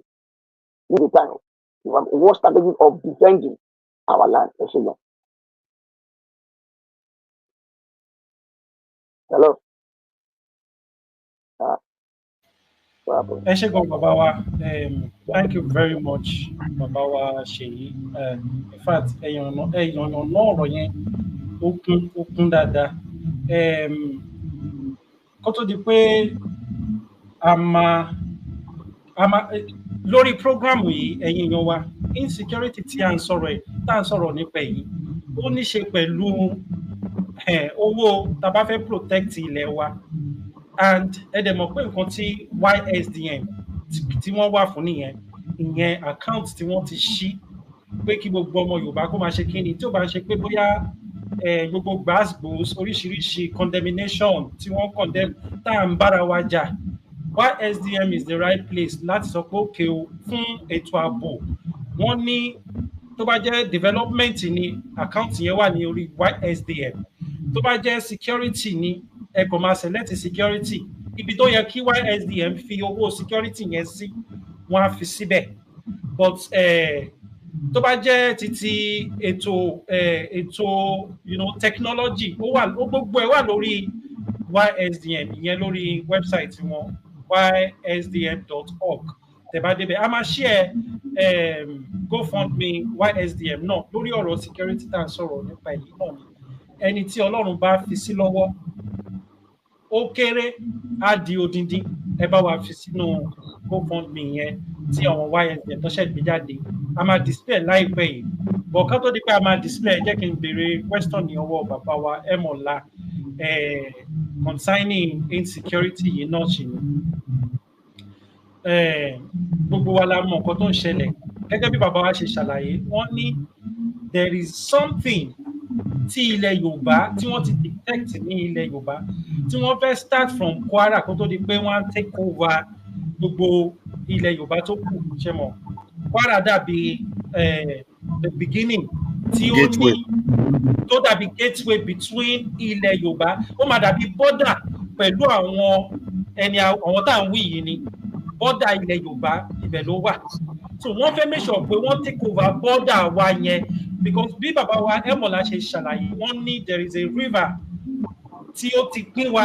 Ẹ lọ wo map, ẹ rí pé Ọlọ́run dìdí fún ilẹ̀ Yorùbá ní máàpù títí ẹ̀ lọ́tọ̀ ni. Omi ńlá wa bridge ni wọ́n fi connect wa papọ̀. So tó túmọ̀ sí pé Yorùbá ti wà before Nigeria, gbogbo wa náà la mọ̀ Yorùbá ti wà. So ibẹ̀ àti wá padà sí orísun wa yẹn òun ló difficult o, tí àwọn politicians tí àwọn tí wọ́n ń jẹ nínú Nigeria tí wọ́n ò fẹ́ kí ìjẹ wọn nǹkan tó ń jẹ tí kò jẹ́ kó gbọ́n yẹn tó ń fẹ́ kó lọ́wọ́ wọn. Wọ́n mọ the needful, wọ́n mọ the right thing. So bàbá wa Emola, what can Yoruba and Kwara leaders do right now to stop the violence? Defend yourself. I cannot say it too much. I cannot say it enough. I cannot say it any other way. Defend yourself, defend yourself, defend yourself. That is the only way you can. Okay. Ọ̀dọ̀ màmá mi ni á jẹ́ àgbìnàrà. Kí lẹ feel pẹ̀lú question yẹn náà? Kí ni nǹkan tí àwa Yorùbá tó wà ní Kwara àti àwọn Yorùbá tó wù sí ní Kwara? Kí ni nǹkan ta need láti ṣe nísìn láti stop nǹkan tí ó ń ṣẹlẹ̀ ní ilẹ̀ Kwara yẹn báyìí? Nǹkan tó ṣẹlẹ̀ tiẹ̀ jẹ́ kí n nǹkan tó ṣẹlẹ̀ ní pé ẹ jẹ́ ká kún àwọn Kwara lọ́wọ́ defend themselves. It's easy to say defend yourself, defend yourself, defend yourself. Nígbà tí the military are complicit. How can the military be there? The police are there, the civil defense are there, Amotekun is there, and all law enforcement agents, not the Egbe Bodani, mélòó làwọn terrorists wọn. If there is no connivance for the government has a hand in all of this. So it is the people themselves now that needs to defend themselves. And that's why it actually set up GoFundMe on the link, every GoFundMe in the page. Whatever you can give will go a lot of way in supporting these people who are on the front line. They are dying every day. And Emade Rugbe, Kwara State, intelligence to Dodowa is saying that what you are in Osun State. Emade Rugbe, Oshogbo láti dá àwọn people yìí padà in the year 1840s. Oshogbo láti dá wọn padà. This is a jihad that has started since 1823. Latin ba Ogun yìí bọ̀. If you go and look at Lugard document, Lugard documented it that they've reduced the population of the North by 50% as far back as 1850. They reduce the population because all they do is they want to extinct these people, want to wipe one out of the face of the earth. So what they are doing is a systemic wipeout. 11 local governments is now empty in Kwara State. So what they are doing is, once we keep pushing them out, they can create their border and bring in their bulldozer. Helicopter ló ń gbé irinṣẹ́ wá fún àwọn people yìí. So there is a Kwara State Kwara alone, Kwara State nílẹ̀ Yorùbá can feed the whole of Yoruba land. Not that other places are not viable. Ondo State is big enough to feed Yoruba land. Likewise, many other states. But there are a lot of mineral resources that are there to do our people in homes. There are a lot of resources to do our people that these people are eyeing. We are now going into the realm of artificial intelligence. And with this artificial intelligence, you need rare minerals, rare earth minerals. Not many people know that there was gold in Zamfara. The gold in Zamfara is being mined by the people in the north and the people in the government, and there are people who they connive with outside to come and plunder it. So the same thing, I cannot begin to mention the amount of resources we have in Yoruba land. They are enormous. Our land is the largest bitumen deposits in Africa, the second largest in the world after Canada, which means that all our roads in Yoruba land can be hard without any hindrances. We have tin. Most of the things, tin tomato, this and that, and all the things you use, aluminum and all those things, they are abundant in Yoruba land. Lithium, efficient batteries, what's it called? Electric cars, they have it in Yoruba land. So we have abundance of minerals. We have limestone that you can use to make marble or flooring. We have good trees that you can use to make wood for furniture. So Kenya, we've got everything. We've got good weather to help help our land, to help our food, to have natural food, genetically modified food. So Kenya Ọlọ́run ò fi kẹ́ wa. Ọlọ́run ti fi gbogbo nǹkan kẹ́ wa to be a prosperous nation. Ẹ jẹ́ ká ran àwọn tó wà ní Kwara lọ́wọ́. Let us help them to help themselves. But the only thing is they have to defend themselves. Other than that, there is no two ways. The army is not coming to fight for you. Know that. The police are not coming to fight for you. Amoteku is not coming to fight for you. It is only you who can fight yourself. Stand up. Let us not leave them by themselves. Let us support these people in order to have ní àfikún what they sí nǹkan tí need bàbá wa ń sọ to prosecute mo this dúpẹ́ bàbá wa Káyọ̀dé genocide Ẹ̀gbọ́nlá. going on against them. Right. hold on ma. Bàbá wa Ṣèyí ẹ jọ̀ọ́ ẹ bá wa mute ariwo ń wá látọ̀dọ̀ yín bóyá fan ó fèsì microphone yìí àgbọ̀ dáadáa. ọwọ́ mi má bínú. Ọ̀rọ̀ ẹ jọ̀ọ́ ẹ bá wa mute tí ẹ bá tí sọ̀rọ̀ sà ẹ ṣe gan sà ariwo yẹn pọ̀. Ok màmá wa Ajia Queen Ara ẹ bá wa fi àfikún sí nǹkan tí ó ń lọ lọ́wọ́lọ́wọ́ ẹ ṣe. Káyọ̀dé Ẹ̀gbọ́nlá. Fún àfikún nǹkan tí ẹ sọ yẹn tí ẹ bá rántí program kan tí director of DSS tó sọ fúnra rẹ̀ tó sọ ó ní ẹ má retí ọlọ́pàá àbí àmì kọ́ ṣe kí ni kọ́ wá sì kí ọ ilé yín àbí ìkọ̀kọ̀ àbí ọ̀nà yín àbí títì yín ẹ̀yin fúnra ara yín ẹ gbé ìgbésẹ̀ wọ́n ní ẹlẹ́rù ló máa ń ṣe kí ni ló máa ń gbé níbi tó ti wo Yorùbá ló sọ bẹ́ẹ̀ o òun náà ló ṣe jẹ́ pé bàbá wa Ìgbòho ń sọ̀rọ̀ lórí security tó pọ̀ tára dẹ̀ ń ta wọ́n lọ́dọ̀ Kọ́lá Olóòtú ipò tó bá yẹ kí wọ́n ti tú àwọn lẹ̀ ni ṣe rí ọmọ Yorùbá alójo gidi gbogbo nǹkan tá à ń wà ní kéèyàn kan bọ́ síwájú kó tẹ̀lé tó bá ti ní ẹni tí àkún ẹ̀ le ó yá ẹjẹ́ àná mo mọ̀ pé àwọn tó máa tẹ̀lé yeye nǹkan tí Ìgbòho sọ nìyẹn pé ẹni kan gbé wanted kúrò lórí mi kẹ wá wò bóyá mi ì ní débẹ̀ lẹ́yìn lọ́la a lè retí gbogbo wọn ta níyẹn náà lání pàṣẹ lámì lání sójà lání navy lání gbogbo ẹ̀ èèyàn mélòó láti rí on ground tí wọ́n ti lọ help wọn ní Kwara so a ní láti rọra lọ àwọn tí wọ́n dẹ̀ tún ṣe takuntakun àwọn ọmọ ọlọ́dẹ tí wọ́n ṣe takuntakun tí wọ́n ń ṣọ́ ìlú láàárọ̀ lọ́sàn-án lálẹ́ àwọn mẹ̀yẹ́tì yàlà tí wọ́n kó síbẹ̀ wọ́n ní wọ́n lọ gba ìbọn lọ́wọ́ wọn kàn fẹ́ sáfíìsì ẹ̀ kàn bá wọn sáfíìsì ẹ̀ wọ́n tún lọ kó ìbọn yẹn fún wọn wọ́n wá níjọ́ kejì tó gbàbọ́ lọ́wọ́ wọn wá pa wọ́n.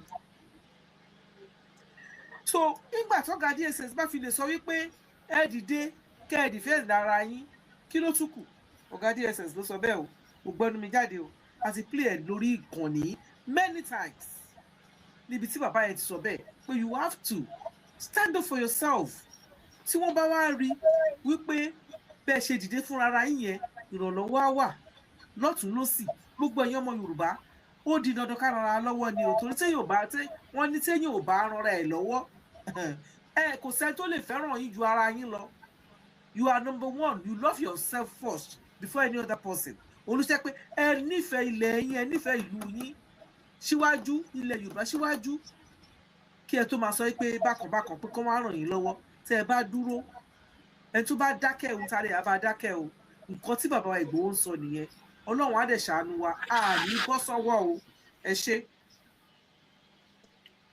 ẹ ṣé gan màmá wa Ajia Queen Ara ọ̀rọ̀ lẹ ti gbọ́ ní ẹnu bàbá wa Ẹ̀mọ́lá àti Ajia Queen Ara àti bàbá wa Ṣèyí tẹ́ bá wo orí fọ́nrán ẹ̀yin tẹ́ ń gbọ́ wa nílé lóko lẹ́yìn òde tẹ́ bá wo orí fọ́nrán yín ẹ rí i pé GoFundMe tí YSDM tí wọ́n create láti fi support ti Kwara urgent support for Kwara òun ni à ń wò lórí emergency support for our people in Kwara State in location 419. So nísìnyí because ó ń bọ̀ ó yẹ ká tètè bẹ̀rẹ̀ sí ní fi kíni ká fi nǹkan pàdé ẹ̀ ni kí la bá fẹ́ fi pàdé ẹ̀ tí ó bá sí owó láti fi support àwọn èèyàn wa ní Kwara nítorí pé tí wọ́n bá ti take over Kwara ẹ mọ nǹkan tó ṣẹlẹ̀ ní táìmù Àfọ̀njá ibẹ̀ yẹn dàbí pé wọ́n fẹ́ lò ó tí wọ́n bá ti lè rí Kwara gbà ẹ má jẹ́ ká tanra wa o wọ́n ti wọnú wa tán nìyẹn o nítorí pé láàrin wa gan nílẹ̀ Ìbàdàn ní Oǹdó lẹ́kìtì wọ́n ti mobilize ara wọn síbẹ̀ góòlọ́kọ̀ nídìí láti gbọ́ but ibi tí wọ́n fẹ́ fi ṣe territory wọn tó fẹ́ fi ṣe camp wọn òun ni Kwara State so gbogbo kinní yìí gbogbo wa la gbọ́dọ̀ náwó ń bẹ̀ nísìnyí láti ṣe kinní láti contribute láti fi owó sínú GoFundMe yìí nǹkan tí wọ́n bá wá fi ṣe wọn àwọn bàbá wa ẹmọ̀lá ysn wọ́n á tún wá sórí Yorùbá World Media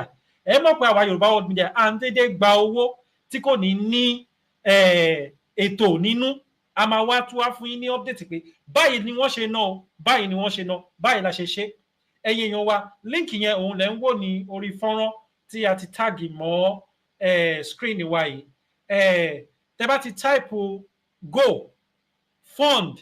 gofund.me then ẹ fi slash yẹn sí ẹ wá type fún àwọn tí wọ́n lè because tó bá ń wo ó tó wà ń bẹ̀ yẹn wọ́n lè rò bóyá lẹ́tà O ni 0 nọ́mbà ni so gofund.me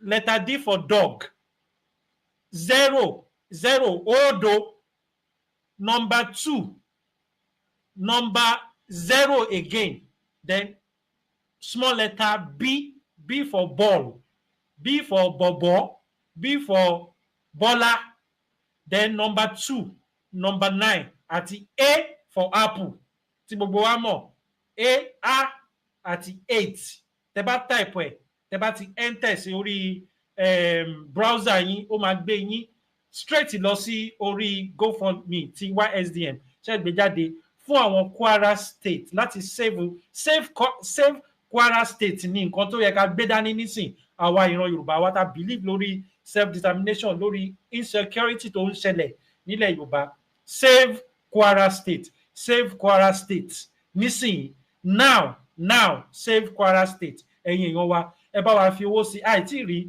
èèyàn kankan tó ti ń fi ó yẹ kí nọ́mbà yẹn kó ti máa change ẹ̀yin tẹ́ ń gbọ́ wa lórí tẹ́ ń wò wá lórí fọ́nrán báyìí ẹ bá wa fi ẹ jẹ́ ká rí pé nọ́mbà yẹn change ká lè mọ̀ pé ẹ ń gbọ́ wa yé dáadáa ẹ bá wa tẹ̀ sí gofund.me/d for dodo. Lamid má bínú bàbá mi tí wọ́n bá tiẹ̀ kò nídìí kí wọ́n bá kọ́ máa tẹ̀ tó bá kílìkì lọ wọ́n tó ń wò wá báyìí àwọn tá a wà ń bí bíi 71 ní wá ń bí báyìí wọ́n dẹ̀ dá mi lójú pé àwọn tá a wà nílẹ̀ òkèèrè a máa tó ìdajì àwọn tó ń wò yìí tí ẹ bá kílìkì lórí líǹkì yẹn nínú comment section èmi kílìkì lórí ẹ̀ nísìnyí ó gbé mi lọ síbẹ̀ ẹ ní láti type nǹkan ẹ just click on it and ẹ máa lọ síbẹ̀ straight away tẹ bá ti lọ síbẹ̀ ẹ ṣe nǹkan tó bá ní kẹ́ ṣe kẹ̀dẹ̀ follow gbogbo steps yẹn ẹ ṣe gan màmí so ẹ need láti type ẹ bó ṣe sọ ẹ kò tẹ because a ti fi link yẹn sí comment section fún àwọn tí wọ́n wà ní comment section ẹ tẹ á gbé yín straight lọ sí GoFundMe yẹn ẹ bá wa fi any amount sí ení tere èjì kéré ó máa débì kan meanwhile ó dàbí pé target wọn is 1,000 a nílò more than $1,000 I mean 1,000 pounds a nílò more than that fún other àwọn nǹkan ẹ ó ti yẹ ó yẹ kó ti yẹ ẹ má jẹ́ ká fi gbogbo ẹnu sọ ẹ̀yin èèyàn wa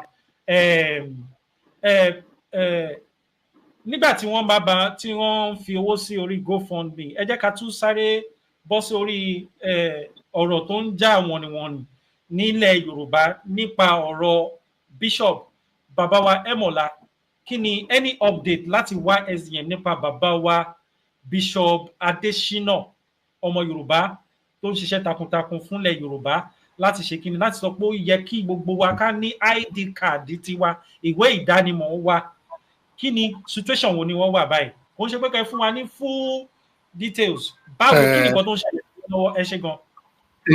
Nǹkan tó ṣẹlẹ̀ ni pé níjọ́ bẹ́ẹ̀ Monday àbí Tuesday ni mo gbọ́ ìpè so wọ́n ní ìyàwó wọn ni wọ́n jáde wọn ò dẹ̀ padà sílé immediately mo ti ní iṣẹ́ ọwọ́ àwọn DSS ni so àwọn èèyàn wa ti comb gbogbo police station wọn ò rí wọn so we employed technology láti lè wá wọn to trace him from the phone so we went to the police station we tracked his phone and everything and there was no communication so àwọn media wa bá wa pariwo síta gbàtọ́ pariwo síta àwọn DSS wa gbé wálé to say yes it's in their custody so gbàtọ́ dẹ̀ ti ní it's in their custody the next thing was for us to arrange a legal representative for him because everybody has a right to legal representation so immediately láti gbé àwọn legal team wa dìde tó dẹ̀ tí our legal team is handling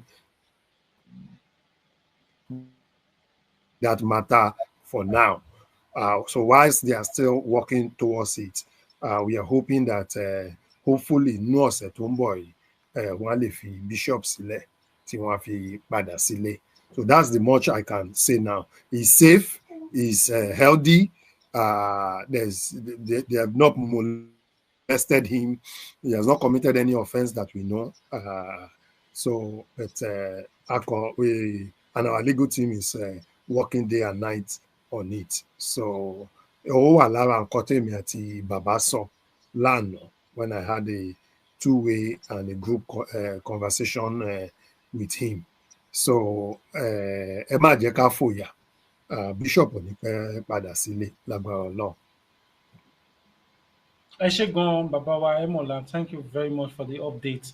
Òun lẹ ti gbọ́ yìí, etí tó bá gbọ́ àlọ ó yẹ kó gbọ́ àbọ̀ òun ni ẹ gbọ́ lẹ́nu bàbá wa Emola. Ẹ̀yin tí ẹ ń type pé kí ni situation bàbá wa Bishop Adesina, thank you for your pé ọkàn yín wà ń bẹ̀ bó dẹ̀ ṣe yẹ kó rí nìyẹn pé alpha nípa kéèsì or situation Bishop Adesina òun lẹ gbọ́ yẹn and thank God láìpẹ́ láì jìnnà wọ́n máa wá sórí ìkànnì yìí láti wá fún wa ní láti wá dúpẹ́ lọ́wọ́ gbogbo ẹ̀yin ọmọ Yorùbá tẹ́ pariwo síta lórí kidnapping lèmi rí sí o because kéèyàn máa rìn ní títì kọ́kọ́ dédé gbé láì ṣe pé wọ́n invite ẹ̀ fún anything kò sí any arrest warrant kankan wọ́n kọ́ dédé gbé ni so therefore a dúpẹ́ lọ́wọ́ wọn tí wọ́n ń ṣiṣẹ́ takuntakun lábẹ́lẹ̀ pé wọ́n ti gbé lọ́ọ̀yà dìde God bless gbogbo ẹ̀yin ọmọ Yorùbá tí ẹ fi tẹ̀sọwọ́ sí ọ̀rọ̀ tó wà nílẹ̀ yìí. Moving on, ẹ jẹ́ ká tún béèrè kó tó di pa máa ká ètò yìí nílẹ̀. Ẹ̀yin tí ẹ wà lórí ìkànnì bá ṣe ń sọ ẹ lọ sí orí GoFundMe yẹn ẹ bá wa máa fi bóyá $5 ní o $1 ní o ení tere èjì tere ẹ bá wa share link yẹn náà káàkiri kí a lè save àwọn Kwara State, ká lè save Kwara State ní ìlú Ìlọrin ilẹ̀ Yorùbá ni. Kwara does not belong to any Fulani, it belongs to the Yoruba people. Wọ́n dẹ̀ fẹ́ kọ́kọ́ take over Kwara State yẹn, wọ́n lè ṣe rí pé wọ́n pa àwọn èèyàn wa, àwọn tó dẹ̀ pa jù àwọn ni àwọn tí wọ́n jọ ń ṣe ẹ̀sìn, because ẹ ká lè mọ̀ pé kò ń ṣọ̀rọ̀ ẹ̀sìn lélẹ́yìí, ọ̀rọ̀ a fẹ́ gba ilẹ̀ ni. Nǹkan tí ìran Fúlàní yìí wà fún nìyẹn, wọ́n ń wá ibùjókòó tí wọ́n dẹ̀ ń wá tó mú wọn lọ́kàn jù òun nílẹ̀ Yorùbá ẹ̀yin èèyàn wa. So ẹ má jẹ́ ká sọ̀rọ̀ àsùnpìyè, ẹ jẹ́ ká sọjí láti ṣe kíni, láti support Kwara State, save Kwara State. Ẹ jẹ́ ká lọ sórí the next question ẹ̀yin bàbá wa concerning the insecurity náà ṣì ni. Ó dẹ̀ dàbí pé ẹ ti yànnàná many ọ̀rọ̀ lórí insecurity, gbogbo wa náà la mọ̀ nǹkan tó ń ṣẹlẹ̀, but nǹkan tẹ́mi kọ́kọ́ fẹ́ béèrè ni wípé fún àwọn tí wọ́n lè tún máa wo fídíò yìí, àwọn tí wọ́n ti believe lórí self determination, àwọn tí wọ́n ti mọ̀ nǹkan tó ń ṣẹlẹ̀ nípa insecurity nílẹ̀ Yorùbá, kí ni ìdí pàtó tí ìjọba ilẹ̀ Yorùbá tí wọ́n fi dá sí ọ̀rọ̀ insecurity tí wọ́n dẹ̀ ń wò wá níran tó dẹ̀ ń rí pé wọ́n ń pa citizen wọn àwọn ìjọba wa ni àwọn tí wọ́n believe lórí wọn Nàìjíríà tí wọ́n vote wọn sí ibùjókòó kí ni because kò yé mi kí ni àwọn ìjọba wa yìí àwọn governors wa kí ni wọ́n ṣe àmú ọlọ́run ni kí ni nǹkan tẹ́lẹ̀ sọ pa wọn.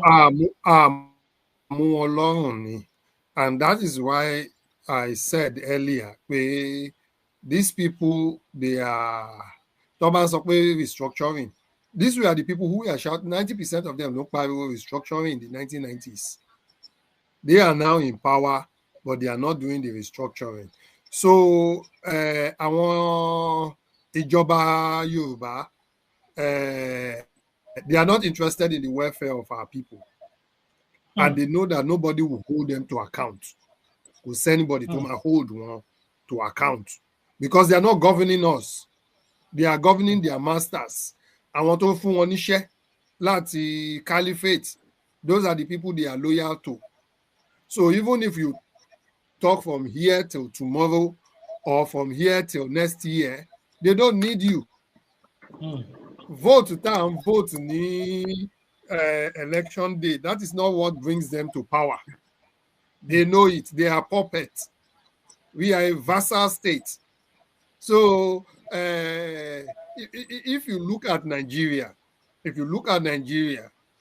last count as of 2023, we were over 200 million in terms of population. We have over 120 million eligible voters. But about àwọn èèyàn tó vote in the presidential election, they were not up to 30 million, not up to 1/4 of the people who voted. So àwọn ìjọba wa ní local government chairman ní opportunity to work. And even the local government chairmen, they report to their masters who are the state governors. And their state masters who are the state governors report to the president. And the president reports to the godfathers who are the real powers behind. So those politicians, they are not there to serve the people.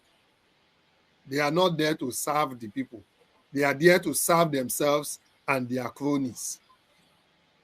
So all the money they want to get is just for themselves. They don't care about you. And that is why they don't bother. They don't bother if people live well, if people make it, if people don't make it, it is not their concern. So problem ta nini le Yoruba, and it's one call wickedness here from the north. When I lived in the north, there are a lot of local governments that they don't open. The only time Temari want to open is when allocation come. That is when their local government will come. They will go to the government house, share the money, padlock the government house, and everybody goes back. They wait for the next month again. So basically, there is no government. So that is the same thing that is happening. So what we can do now is to begin to hold them to ransom. Taba bẹ̀rẹ̀ protest wa, ta bẹ̀rẹ̀ rally wa, ta bẹ̀rẹ̀ campaign wa at their front to say the allocation you are getting, what are you doing with it? The state government of Kwara is getting over 1 billion naira every month on security. What are they doing to protect the lives and property of their people? So they are getting all this allocation, but yet the security of their people is not a concern to them. We heard it recently. A member of the House of Reps in Ogun State, in Osun State, he came out and said the least House of Rep member that does not collect at all, they are collecting at least 1 billion every month for constituency projects. So what are they doing with that? That's a repo, and he said the list for senator is 2 billion naira. What are they doing? What are they doing? So we need to comb their offices. We need to go to their houses. We need to make them understand that they have a responsibility to the people. the responsibility of the government is to protect the lives and property of the people. How can we have a government and people are being butchered? Genocide is going on an industrial scale. We all feel unconcerned. I spoke with some few people the other day, and they told me, hey, it's happening in the village. It doesn't happen in the city, so it doesn't concern me. How ridiculous. 2 people were killed in a synagogue in Manchester. The Prime Minister of the United Kingdom left the international conference he's in Copenhagen. He got on the flight straight away back to the United Kingdom. The Kwara State, 11 local governments have been whisked away. Comment, governor. No, the governor did not even visit them. The president did not even say anything. Everybody is just living life as if those lives that have been lost do not matter. It does matter. And we would hold those people to account. We will not let the blood of the innocent go without seeking justice. We will seek justice for these people in any jurisdiction that we can get it. Whether it's the Nigerian courts or it's the international court, we will seek justice for these people. So our state governors and representatives, they are not doing their job. And that's why we say self-determination. Our Gongolo Yeko are the forefront of self-determination. Yes, we support you, and then we will get it done. But they foolishly on whatever, they are just shying away from it. So we will keep pushing. We will keep pushing. Whatever buttons we need to press, we will press it. And we know that one way or another, we will get justice from our people. All right, sir. Thank you very much for that explanation. Nípa máa ká ẹsẹ̀ ètò yìí nílẹ̀, kí tó di pé a máa kẹ́sẹ̀ ètò yìí nílẹ̀, ẹ jẹ́ kí bàbá wa question yìí, kò ń ṣe question anyway, mo kàn fẹ́ kí wọ́n encourage àwọn èèyàn wa lórí bàbá wa Ṣèyí, ṣe wà ń bẹ̀ sà. Mo wà ní. Ẹ bá wa tàn kámẹ́rà sí àwọn ará ilé gbọ́. Ọmọ brother wa kan wà lórí phone. Wọ́n fẹ́ béèrè question. Wọ́n ti bí mi léèrè question yẹn, but I would like him to ask himself. So ti yẹ yín, hear from the horse's mouth. Ẹ bá mi gbóhùn sókè, brother mi, Island ni wọ́n ti ń pè wá wọlé. Níbo lẹ wà náà? Ìlú wo lẹ wà yìí tẹ́ fi tẹ́ pè wá wọlé tẹ́ ti ń pè yìí? Níbo lẹ wà? Pinnacle, okay. Ẹ ṣé. Ẹ béèrè question. Ẹ ṣé. Mi ò fẹ́ béèrè orúkọ yín. Ẹ béèrè question tẹ́ fẹ́ béèrè lọ́wọ́ àwọn bàbá wa tí wọ́n wà lórí ìjókòó. Ẹ gbọ́.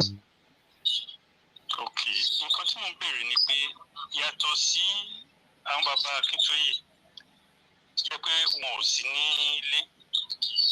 Àwọn àgbà wo la lè sọ pé àgbà tó wà nídìí ọ̀rọ̀ Yorùbá nation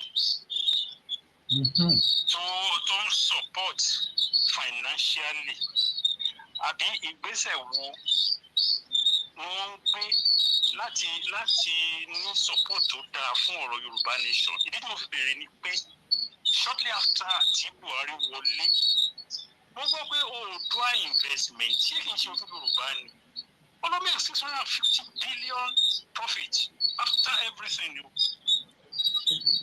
So máa ń wò ó láti gbà yẹn pé ṣé irú àwọn owó yẹn ṣé ó ti wọlé ni kí ni ipa wo làwọn yẹn ń kó tí wọ́n kàn ń lo orúkọ Oòduà ni tàbí it's just a different thing entirely tí ò ní ìṣe pẹ̀lú Yorùbá because concurrently èmi rò pé ó yẹ ká máa dàgbà tí bá a ṣe ń bèrè ọ̀rọ̀ nation tí a ṣe ń ṣe kí mo ń gbọ́ tó máa ń dárúkọ Scotland gba tí mo gbowó kan ní Scotland mo ṣe mọ̀ pé kì í ṣe pounds ẹyọ ọ̀kan ló wà ní UK o mo rí pé owó wọn yàtọ̀ owó yẹn dé Nàìjíríà àwọn àbókí lọ fún mi pé no this one we no carry like mo ṣe fura pé so kì í ṣe pounds UK mo mú dábàá ní ṣe understand èmi ò mọ bá ṣe lè máa dàgbà sí in certain ways alongside bó ṣe ń sọ̀rọ̀ Yorùbá nation kó ká má kàn wà lójú kan ṣá ẹ má jẹ́ ìgbà yín láàkó púpọ̀ ẹ ṣe. Ẹ ṣeun gan bàbá wa Káyọ̀dé Ẹ̀mọ́là la máa fẹ́ ṣé ẹ gbọ́ gbogbo tán sọ yẹn ṣá bàbá wa Káyọ̀dé Ẹ̀mọ́là. bàbá Káyọ̀dé Ọmọláṣẹ gbọ́ nǹkan tí wọ́n sọ, ṣe gbọ́ ìbéèrè wọn. Ẹ má bínú, mo tiẹ̀ mọ̀ pé mo ti mute ara mi. Mo gbọ́ nǹkan tẹ́ ẹ sọ, ọ̀rọ̀ tẹ́ ẹ dẹ̀ sọ, ó yé mi dáadáa. ẹ bá wa dáhùn ìbéèrè wọn yẹn, ẹ bá wa dáhùn ní ṣókí, ẹ ṣé. Ẹ ṣé bàbá. Ẹ ṣé gan. Nílé àwọn àgbààgbà kan that supports financially, wọn dàgbà tó bàbá Akíntóyè, but out of their own benevolence, they give us here and there to support the struggle whenever we call them. So àwọn àgbààgbà kan, they are still there. Nífẹ̀ẹ́ tọpinpin wọn síta because they too, we have to protect their identity. So there are still some people to give in one way or the other to fund the struggle. Now, the other thing tẹ́ béèrè tó wà very very germane is the Oòduà investment. Yẹn mẹ́nu débẹ̀ sà. Yeah, Oòduà investment yẹn a máa tan ìmọ́lẹ̀ sí because I know tẹ́ bá lọ síbi Ọjọ́ta yẹn ẹ rí Oòduà house and they are making a lot of money. So even àwọn owó tó make yẹn, are they making it for the region of the Yoruba land? Because our land, are they making it for the Yoruba land or are they making it for individuals? So gbogbo àwọn nǹkan yẹn ló yẹ ká find out because that money actually belongs to the Yoruba people and not the federal government of Nigeria. So bẹ́ẹ̀ ṣe béèrè ẹ̀ ń sìn, we would look into it. Ẹ má dẹ̀ gbàgbé ẹ bá àwọn tẹ́yìn náà bá mọ̀ ẹ sọ fún wọn pé whatever support they can give to us, we will be happy to get it. It is only the few tá à ń rí here and there la fi run organization, la dẹ̀ fi fund many of the activities tá à ń ṣe. So not many people nílé, I must confess, not many people. Bẹ́ẹ̀ ẹlòmíì wọ́n dẹ̀ fẹ́ help tó mọ bó ṣe lè reach out sí wa. Tó bá fẹ́ reach out sí wa, kàn reach out sí wa so that we can be able to get whatever support tó bá ní fún wa. Ara ẹ̀ ní GoFundMe. Àwọn tó bá wà ní Nàìjíríà náà, they can actually put into the GoFundMe. So once you put your debit card or your credit card, whatever bank you use, and you can even put it anonymously. Omabere, do you want your name to be displayed? You can say no. You can say yes. So you can say no, your name will not be displayed. That's why the technology of GoFundMe is very good. They can't know where it is coming from. So àwọn tó wà nílé tọ́lọ́run fún lágbára tó fẹ́ support, you don't need to know anybody, you don't need to know me. Just go on the link and put whatever you have on the GoFundMe. And if you want to donate through our website, you can go to www.ysdm.org. You can give whatever the Lord has placed in your heart to support this struggle with. Àwa mọ̀ pé we are on the right path. Àdàmọ̀ pé gbogbo àwọn tó ń sọ pé they are looking for restructuring, it's never going to happen. I can bet it with anything. If President Tinubu in 1997, this is nearly 30 years after, can come out and he's the president. He said it over 30 years, I don't believe in Nigeria, I believe in restructuring. And this is nearly 3 years into his presidency. Shetigbo restructure once in his mouth. No, you've never heard it. He doesn't believe in the word himself. The same Tinubu said, don't remove fuel subsidy. That was his first act when he became president. The same Tinubu to say the federal government cannot produce electricity. Oh no, ló lọ ṣe solar panel sí Aso Rock. The same Tinubu that say Nigerians are starving, they should bear with him, is the same one renovating the vice president house with is the same person renovating the vice president residence with 10 billion. So ẹ má jẹ́ ká máa deceive ara wa. that some people are shouting for restructuring. Once we get restructuring is just a diversion, because they know that if you are asking for what is not possible, you will think that there is hope, and you'll be hoping that it will happen, knowing fully well that it is not going to happen. So self-determination is only the way. I'd rather stay on self-determination and die on self-determination, and know that the people that are coming, we've created a pathway for them to get a Yoruba nation, than be lying and deceiving them that we will get restructuring, and we've been shouting restructuring for over 50 years. Katwa might deceive our mama for another 50 years, maybe probably when myself I'll be 90 and ready to die, and be telling you that it will happen someday. It's not going to happen. So ẹ má jẹ́ ká deceive ara wa. Restructuring is not going to happen. So ẹ jẹ́ ká fọkàn wá sí pé self-determination is the only way. ẹ jẹ́ kí n bá yín fi kún answer tí bàbá wa béèrè yẹn. Bàbá wa tí wọ́n pè wá last yìí, ẹnì kankan tún ti pè wá, màá pè wọ́n padà. Bàbá wa tẹ́ pè wá last yẹn, mo mọ̀ pé ẹ̀ ń sọ̀rọ̀ nípa pé àwọn àgbààgbà wo ló wà nílé tó ń ràn wá lọ́wọ́, àbí Odua investment yẹn ṣé inú Yorùbá nation kìíní lówó yẹn wà? O kò sí àti ẹ̀mọ́ ibi tí yẹn wà. Àwọn wo ló ràn wá lọ́wọ́ nílé? Èèyàn péréte ló ràn wá lọ́wọ́, péréte báyìí ni, bóyá ká sọ pé 10%. Ìrànlọ́wọ́ tó kù láti diaspora ló ti ń wá. Àwọn ọmọ Yorùbá àtàtà tó wà níta ní diaspora ló ràn wá lọ́wọ́. Bí ẹ̀dẹ̀ ṣe pè wá wọlé yẹn, mo mọ̀ wípé ẹ̀yin náà fẹ́ ṣe ìrànlọ́wọ́ ni. Ìrànlọ́wọ́ tẹ́ bá fẹ́ ṣe, ẹ ti rí GoFundMe tí wọ́n gbé wá nípa ti Kwara nìyẹn. Bí a ṣe máa ń gbé wá nìyẹn. Ní last week nígbà tá a wá síbí báyìí níjọ́ Thursday tí a wá síbí báyìí ní Yoruba World Media, àwọn ìfẹ́lódùn àpapọ̀ ọmọ Yorùbá, àwọn ni wọ́n wá síbí tí a wá béèrè owó tí wọ́n fẹ́ fi ṣe rally ní ọjọ́ Friday. Àwọn ọ̀pọ̀lọpọ̀ èèyàn náà ni wọ́n support. A dúpẹ́ lọ́wọ́ yín gbogbo ẹ̀yin tẹ́ support. Àwọn ìfẹ́lódùn wọ́n sì ń bọ̀ wá dúpẹ́. Mo kàn yàbàrà ni. Ẹ wá wọlé ní nísìnyí YSDM, wọ́n ní umbrella body fún Yorùbá determination, self determination fún Yorùbá. Àwọn ní umbrella body, gbogbo ẹgbẹ́ ló wà lábẹ́ wọn. Wọ́n tún wá gbé wálé ní náà nísìnyí, wọ́n ní GoFundMe tí a máa fi ràn wọ́n Kwara lọ́wọ́. Wọ́n pa wọ́n lógúnlọ́gbọ̀n ni. A need láti ràn wọ́n mọ ìyá wa lọ́wọ́.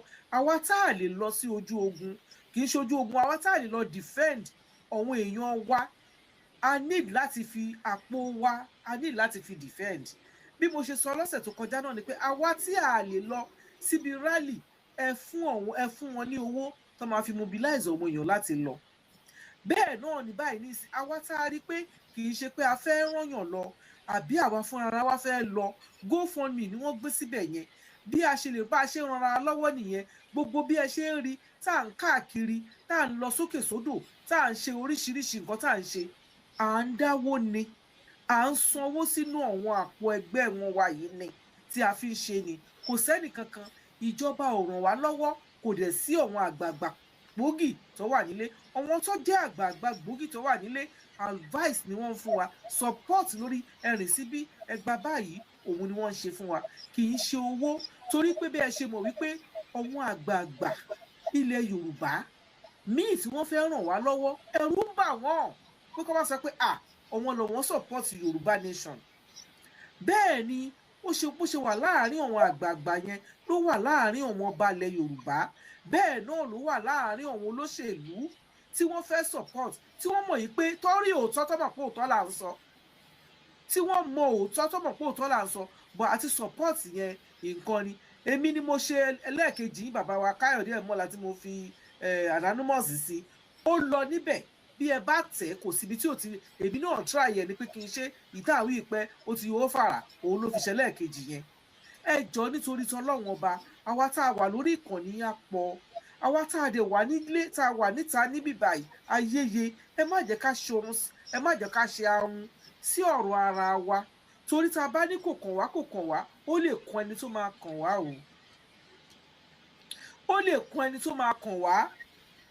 Ọlọ́run ò ní jẹ́ kí nǹkan burúkú kó kan ẹnìkankan wa. Ẹ má ṣe ahun. Torí ẹ wo 10 pounds yìí, owó McDonald's nílùú UK ni o tá a máa fi jẹ pápánu. Àwọn tó bá fẹ́ san ju bẹ́ẹ̀ yẹn lọ ẹ san ju bẹ́ẹ̀ lọ. Àwọn Yorùbá wá ní ẹnikẹ́ni tí wọ́n bá lápò nípa láti ṣèrànlọ́wọ́ fún òun náà lẹ́nìkejì ẹ tọ́jú ẹ̀. Àwọn tí wọ́n ń pa yìí wọn kì í ṣe ewúrẹ́, wọn kì í ṣe àgùntàn. Àwọn èèyàn ti wá ní àwọn tó ń sọ Yorùbá lẹ́nu ni. Ẹ ṣáàrí ọmọbìnrin kan tó ní wọ́n ti pọkọ wọn ẹgbà wọn ṣe bí Yorùbá ló sọ lẹ́nu. Wọ́n pa ọkọ ẹ̀, wọ́n pa àbúrò ọkọ ẹ̀, wọ́n pa ọ̀rẹ́ ọkọ ẹ̀. Wọn ò lọ sójú ogun, wọ́n ń bọ̀ láti ibì kan ni. Inú mọ́tò wọn ni wọ́n ti dá wọn dúró tí wọ́n ti pa wọ́n. Ẹ wá sọ fún mi, tó bá jẹ́ èèyàn kan lọ láti Èkó, wọ́n ní àlejò tó wà nínú mọ́tò yẹn, ṣé kò ti ṣe kòǹgẹ́ kò ti ṣe ọlọ́mọdé àṣe kòǹgẹ́ aburú. Anything can happen. Òun ló ṣe jẹ́ pé bí mo ṣe ń sọ̀rọ̀ yìí ẹ má kó dànù. Ẹ jọ̀ọ́ ẹ lè mẹ́mi kẹ́ ẹ kó mi dànù torí èmi kò jẹ́, ṣùgbọ́n ọ̀rọ̀ tí mò ń sọ yìí àbá tí mò ń dá yìí ẹ má kó dànù ẹ jọ̀ọ́ nítorí t'Ọlọ́run ọba. Ẹ máa bá wa tọwọ́ bọ kí ló ṣe ń pè yẹn £10 táwa bíi 100 bá dá £10 yẹn ó máa pè. A dẹ̀ mọ̀ pé àwọn míì wà tí owó rogún sí wọn lápò, èmi kàn fi yẹn tẹ̀sí ẹ̀ ní ó dẹ̀ lọ tó bá tún yá àtúnṣe mi síbẹ̀. Ẹ jọ̀ọ́ nítorí t'Ọlọ́run ọba ẹ má fi dàgùn la. Brother mi tó sọ̀rọ̀ yẹn ó easy gan bí tí mo jókòó sí ni mo ti ń tẹ̀ ó dẹ̀ lọ. Mo fi ṣeré ni ó dẹ̀ lọ. Òun ni number 2 tó pẹ̀lú ti brother mi yẹn. Ẹ jọ̀ọ́ nítorí t'Ọlọ́run ọba kò gbà wá lásìkò rárá. Ẹ bá wa fowó sí ẹjọ́. Àkáǹtì yín wà kíá ló máa lọ. Kò gbájú 1 minute ẹ ti ṣe. Ẹ má jẹ́ kó rọ yín lójú. Mo dẹ̀ mọ̀ yín pé àwọn Yorùbá aláàánú ni wá, ojú òní tì wá. So brother wa kò sẹ́ni tó ràn wá lọ́wọ́. Tẹ bá fẹ́ pẹ̀lú ẹni tó ràn wá lọ́wọ́ ẹ bẹ̀rẹ̀ láti bí ìbá yìí lọ. Ẹ ṣé. Ẹ ṣé gan màmá wa. Màá fẹ́ kí bàbá wa Ṣèyí náà kí wọ́n sọ̀rọ̀ nípa fọ́ǹdì yìí náà àti pé emergency support for our people in Kwara State. Ẹ bá wa sọ fún àwọn èèyàn ìdí pàtàkì bó ṣe wà so important tí wọ́n ṣe ní láti ṣe. Ẹ bá wọn sọ ká tún ṣe kí ni ká bẹ̀ wọ́n nítorí pé time tá wà yìí ẹ jọ̀ọ́ ẹ̀yin èèyàn wa ẹ jẹ́ ká protect orísun wa. Part of our orísun is Kwara State lọ́wọ́ àwọn Fulani. Ẹ jẹ́ ká protect ẹ̀. Mo mọ̀ pàwà Yorùbá lè ṣe. Ẹ má jẹ́ kó jẹ́ wípé ìgbà tó bá ti wá bọ́ lọ́wọ́ wa la ṣẹ̀ṣẹ̀ máa sáré sọ́tún sáré sósì.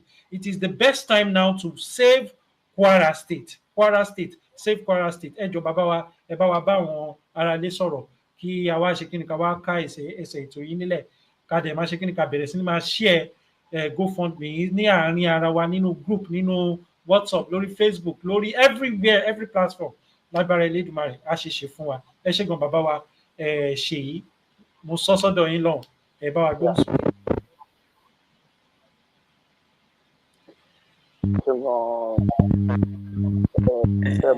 Ẹ má bínú ìpè kan tún ti wọlé o, ṣé ká ní sùúrù fún un? Ẹ jẹ́ ká ní sùúrù, ẹ jẹ́ kí bàbá wa sọ̀rọ̀ ẹ̀.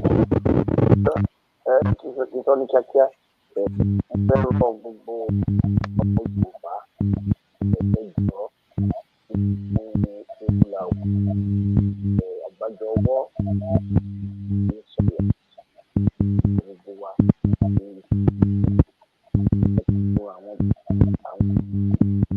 wọ́n lè ṣe lọ́wọ́ fún àlejò tí ó gbóná. Àwọn kan wà wọ́n lẹ́nu láti lọ nígbà sílẹ̀ láti lọ́wọ́ ẹnu ìjẹ̀kọ́ lọ́ máa fi ṣe ìgbọ́dọ̀ máa gbé mọ́tò wọ́n fún ọ̀dì ọ̀dà ìjẹ́ wọn fẹ́ jẹ ní gbogbo àwọn logistics oríṣiríṣi ìjọba bí nǹkan àlẹ́ pẹ̀lú gbogbo ẹni sọ gbogbo ẹ̀tàn náà máa nílò bẹ́ẹ̀ ẹjọ́ kò sí nǹkan tó kéré jù gbogbo abánújẹ́wó 1,000 naira 500 naira 10,000 naira 10 pounds 10 euro 10 dollars kò sí nǹkan tó kéré bá bá jẹ pọ̀ sí ká dáwó sí ní ẹ̀ máa jẹ pọ̀ sí mo ń lọ gbogbo ẹjọ́ kọ̀tà bá lè ṣe àṣẹ fúnra wa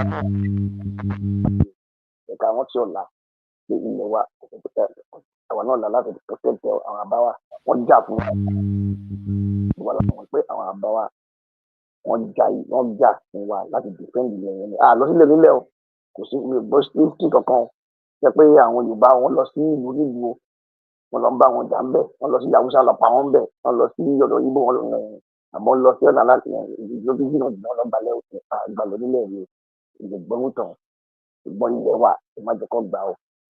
Ọtí gbogbo wa náà wọ́n kò sí nǹkan tó kéré jù lọ contribution tá a bá lè ṣe kò kéré o. Ẹ má sọ pé ìgbà tó lè sílẹ̀ àbí kéré kò kéré. Ìjọ ọ̀nà ọ̀gbọ̀n ọ̀nà àbúṣàpò ẹ̀sẹ̀ ń gan.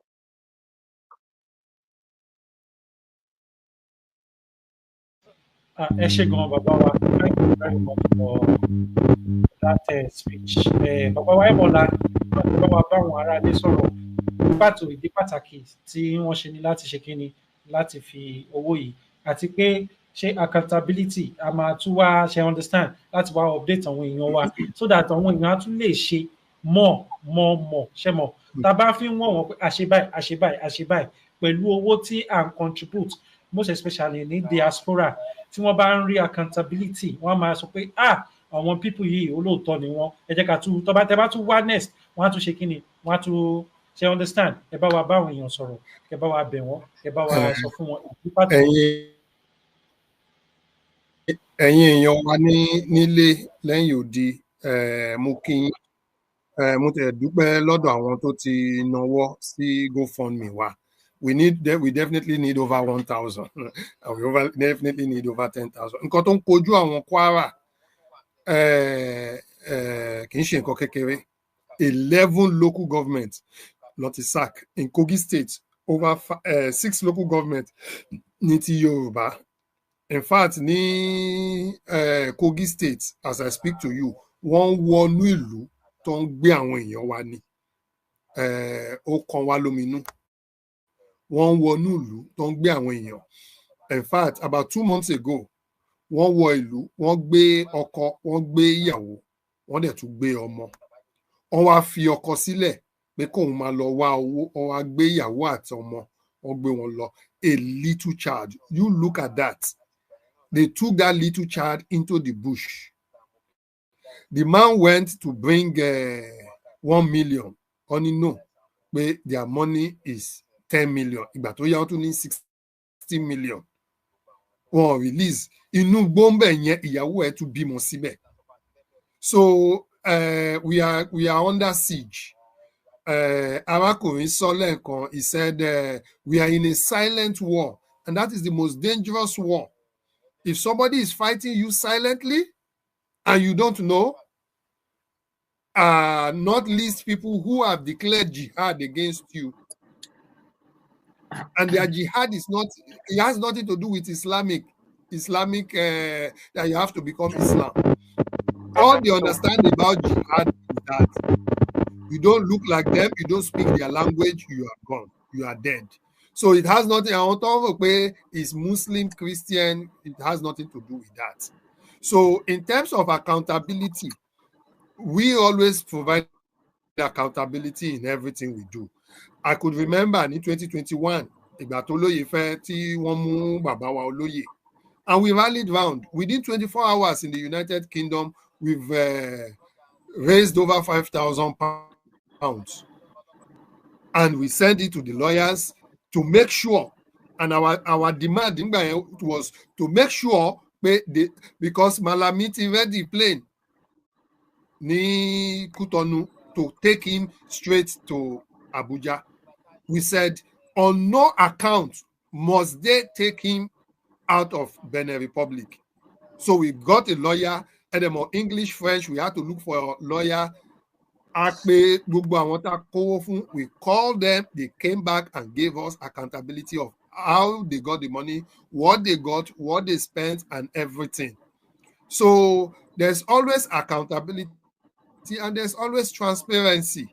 So I want to have you know, they are looking onto us all the time. Any defend yourself. We can't defend ourselves by ourselves. So whatever you give to us, be very sure that it is going to the very people to need there. It is not coming to me. It is not coming to any of the officials. It is going to the people who are on the front line, who are Ibati Ukraine, war against Russia, when Russia invaded them. They themselves, they went on GoFundMe to raise money, to rally people around them, and that was what really saved them. Okay, yes, you are doing something to defend yourself, we will support you. The world will say, yes, they came and we gave up, we didn't fight. It means that the land never belonged to us before. But if we stayed here, our blood will still flow into the ground to tell the ground that we own this land. So whatever you give today is not a waste. Whatever you give will go into doing. A very big thank you to you. Sir. Whatever you give will go into.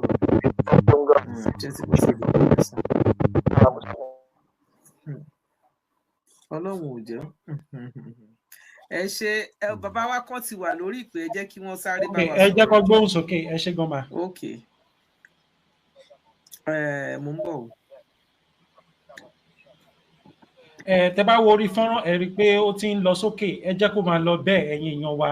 Ẹ ṣe gan. Thank you very much for hearing us out and doing the needful. Ẹ ṣe gan. Ẹ ṣe mo kí gbogbo ilé o, ẹ kú iṣẹ́ ìlú. Kò ní rẹ̀ yín o, Mr. Simon la ẹ kú iṣẹ́ o. Bàbá wa kejì tó wà ń bẹ̀rẹ̀ ló kí ayé àtúnyà rẹ̀ yóò dáa fún gbogbo wa o. Yàwó yájú ẹ kú iṣẹ́ ìlú. Mo ní kí n kàn sáré náà fẹnu sí ọ̀rọ̀ tó ń lọ yìí ni. Láti location 419 ní dárúkọ mi, ṣùgbọ́n àwọn tó mọ òun yà á mọ̀ ẹni tó ń sọ̀rọ̀. Ẹjọ́ mo fẹ́ pàrọwà sí gbogbo wa tá a jẹ́ ògidì àti ojúlówó ọmọ Yorùbá jákèjádò orígun mẹ́rin àgbáyé.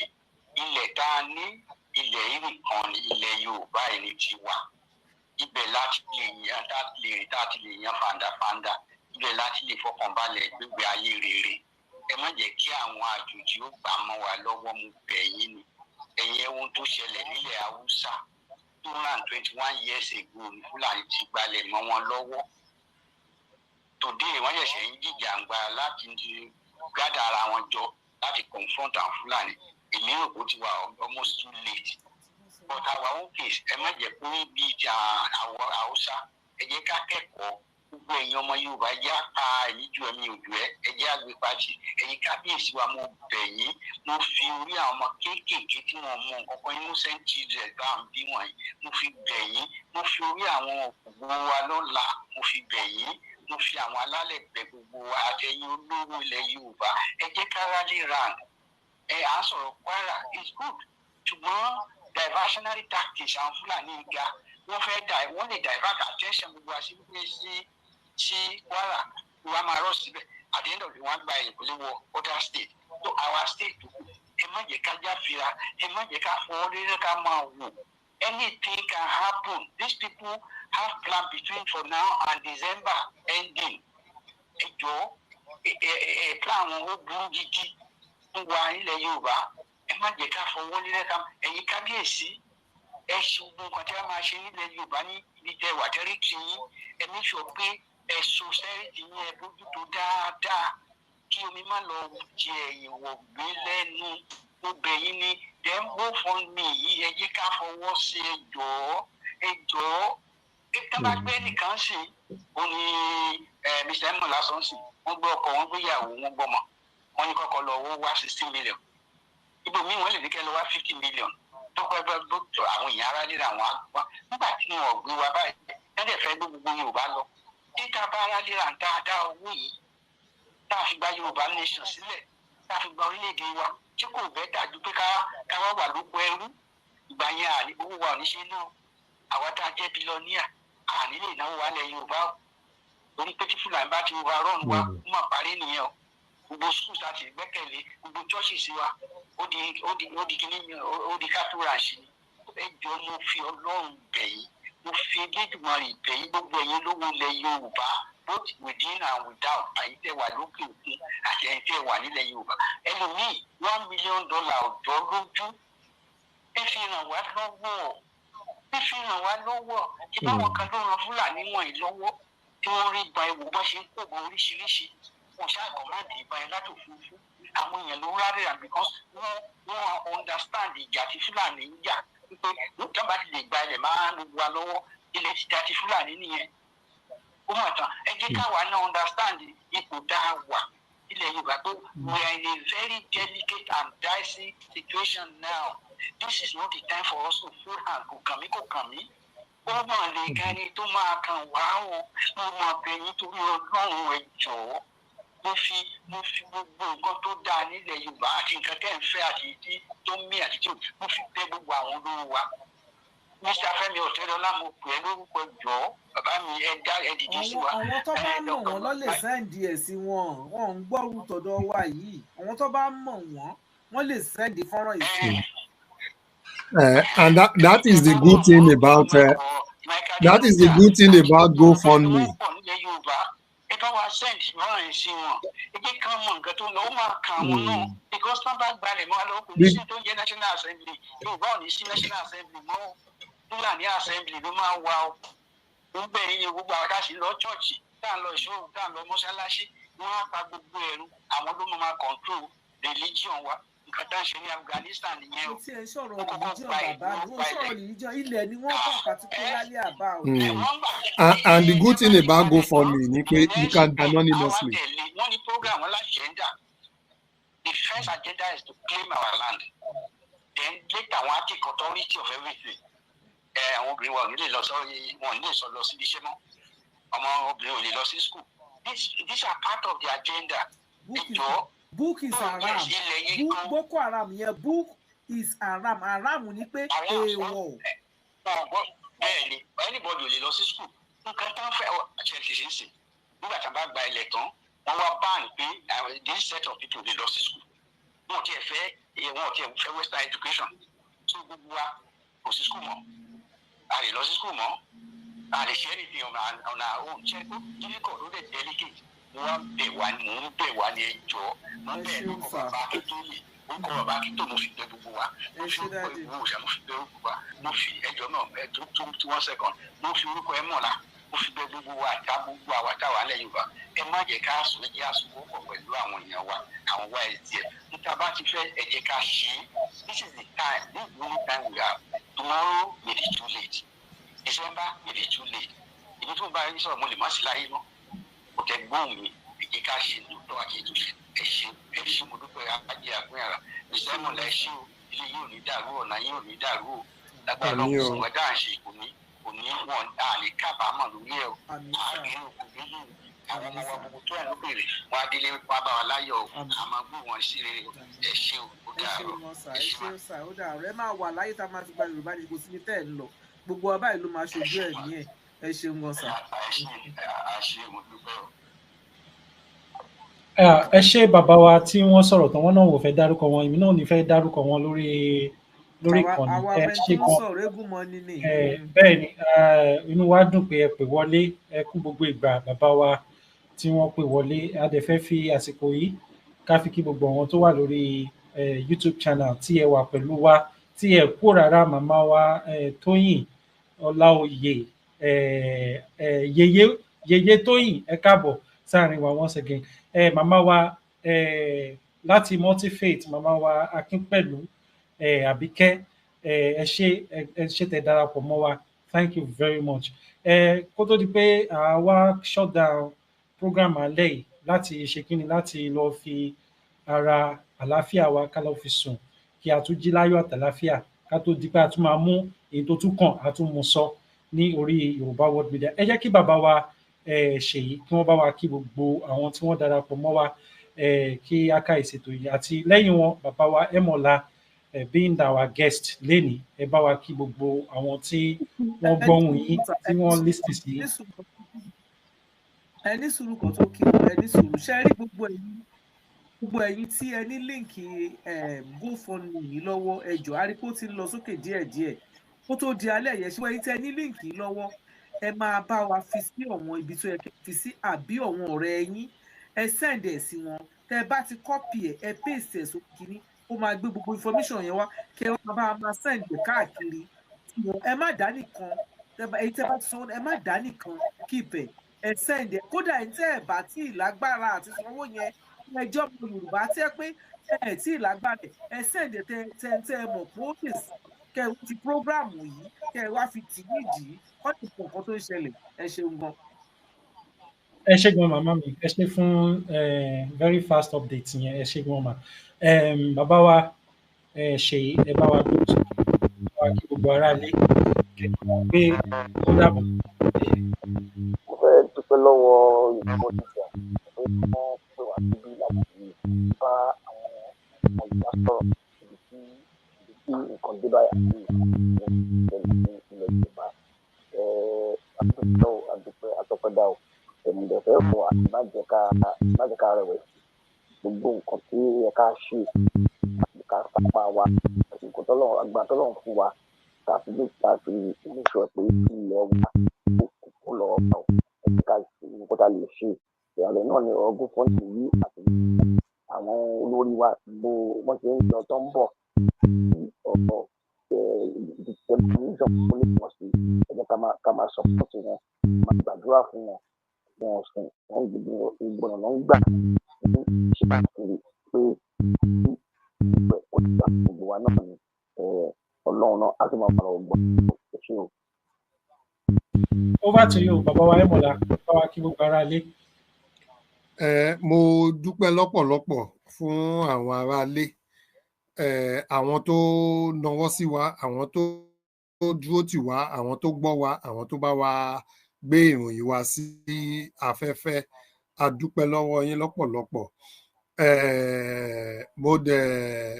Mo ní nígbàgbọ́ pé Ọlọ́run á máa wà pẹ̀lú gbogbo wa. Ilẹ̀ Yorùbá, ilẹ̀ òmìnira tá à ń lọ, Ọlọ́run á fún wa láyọ̀ àtàláfíà.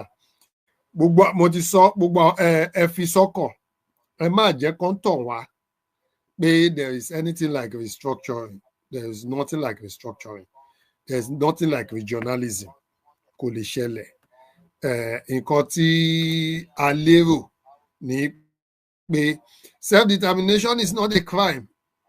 So àwọn governors Yorùbá land, àwọn senators Yorùbá land, àwọn rep member, àwọn local government chairmen, àwọn councillors, àwọn ló yẹ kó máa gbé self-determination lọ́kùnkúndùn.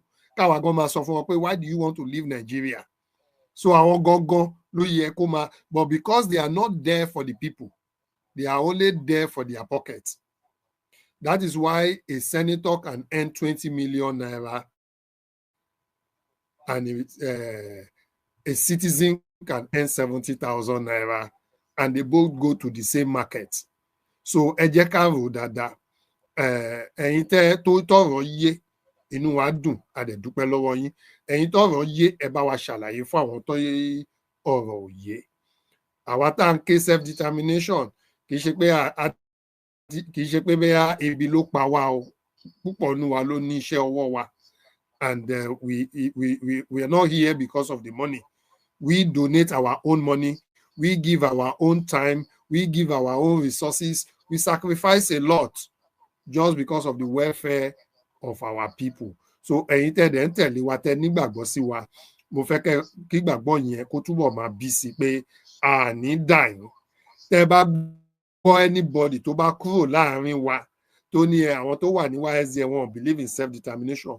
Fúnra ẹ̀ kò believe in self-determination. Àwọn tó jẹ́ pé socialist, mo ní socialist, socio-cultural activities ló bá wá, wọn ò bá self-determination wá. So ìgbà tó rí pé the heat is too much, they quickly jump ship and go to meet politicians whether they can get an appointment. So that is what it is. Then ẹ má gbàgbé owó ní kẹ̀kẹ́ ìyìn rere. A ní àwọn deep wallet tó ń support wa. Initere, ejitere, that is what we use. GoFundMe wa yìí. It will actually do a lot of good for us. Àti pé it's easy to donate. Within 30 seconds, you can donate whatever you want to donate. There is no hard, you don't need to be computer literate. And you can donate anonymously. You can donate from Nigeria. You can donate from anywhere. Once you put your card in it and tell it to put whatever amount, it can donate.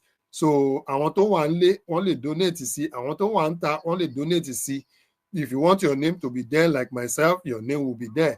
If you don't want your name to be there like how Aji Akwinara ti fi anonymous sí, your name will not be there. So whatever you choose, you just look at it very carefully. To ask you, your name will be displayed. Do you want it? Yes or no? You just click the button. So it's it's a very easy technology. Within 10 seconds, you will be through with it. So ẹ jọ̀ọ́ ẹ nawọ́ ìrànlọ́wọ́ sí wa ká lè ran àwọn èèyàn wa náà ní Kwara àti Kogi lọ́wọ́. Ọlọ́run á wà pẹ̀lú wa. Ẹ ṣé gan.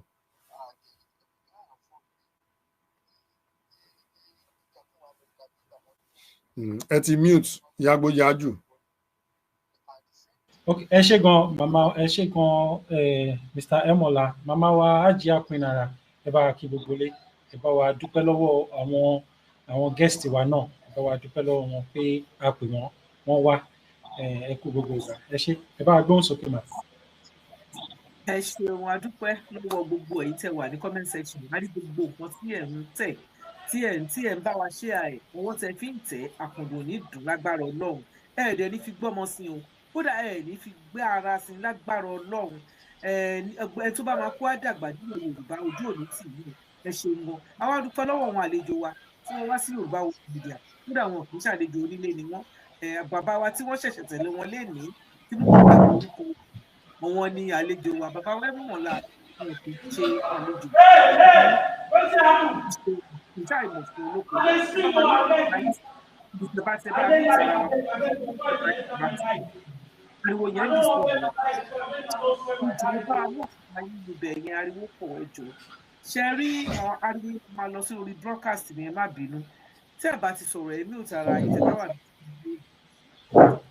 àwọn nínú comment section àwọn èèyàn wọ́n ń béèrè yín bàbá wa Emola wọ́n ní kẹ́ máa wálé ẹ̀kọ̀ọ̀kan bí ò tiẹ̀ ju ẹ̀kan lóṣù kẹ́ máa wá kẹ́ máa fún wa ní update. Àwa Yorùbá Nation náà Yorubawold Media ti sọ fún yín several times náà pé kẹ́ máa wá, kò dìgbà tá a bá pè yín pé kẹ́ wá, ẹ wá bó tiẹ̀ jẹ́ kẹ́kọ̀ọ́ wá fún ọ update, ibi ní nǹkan dé o, ibi la wà o, ṣé ó ti báyìí o, kẹ́ fún ọ ní update kan is very very important. Àwọn èèyàn ń béèrè yín, àwọn èèyàn tún béèrè bàbá wa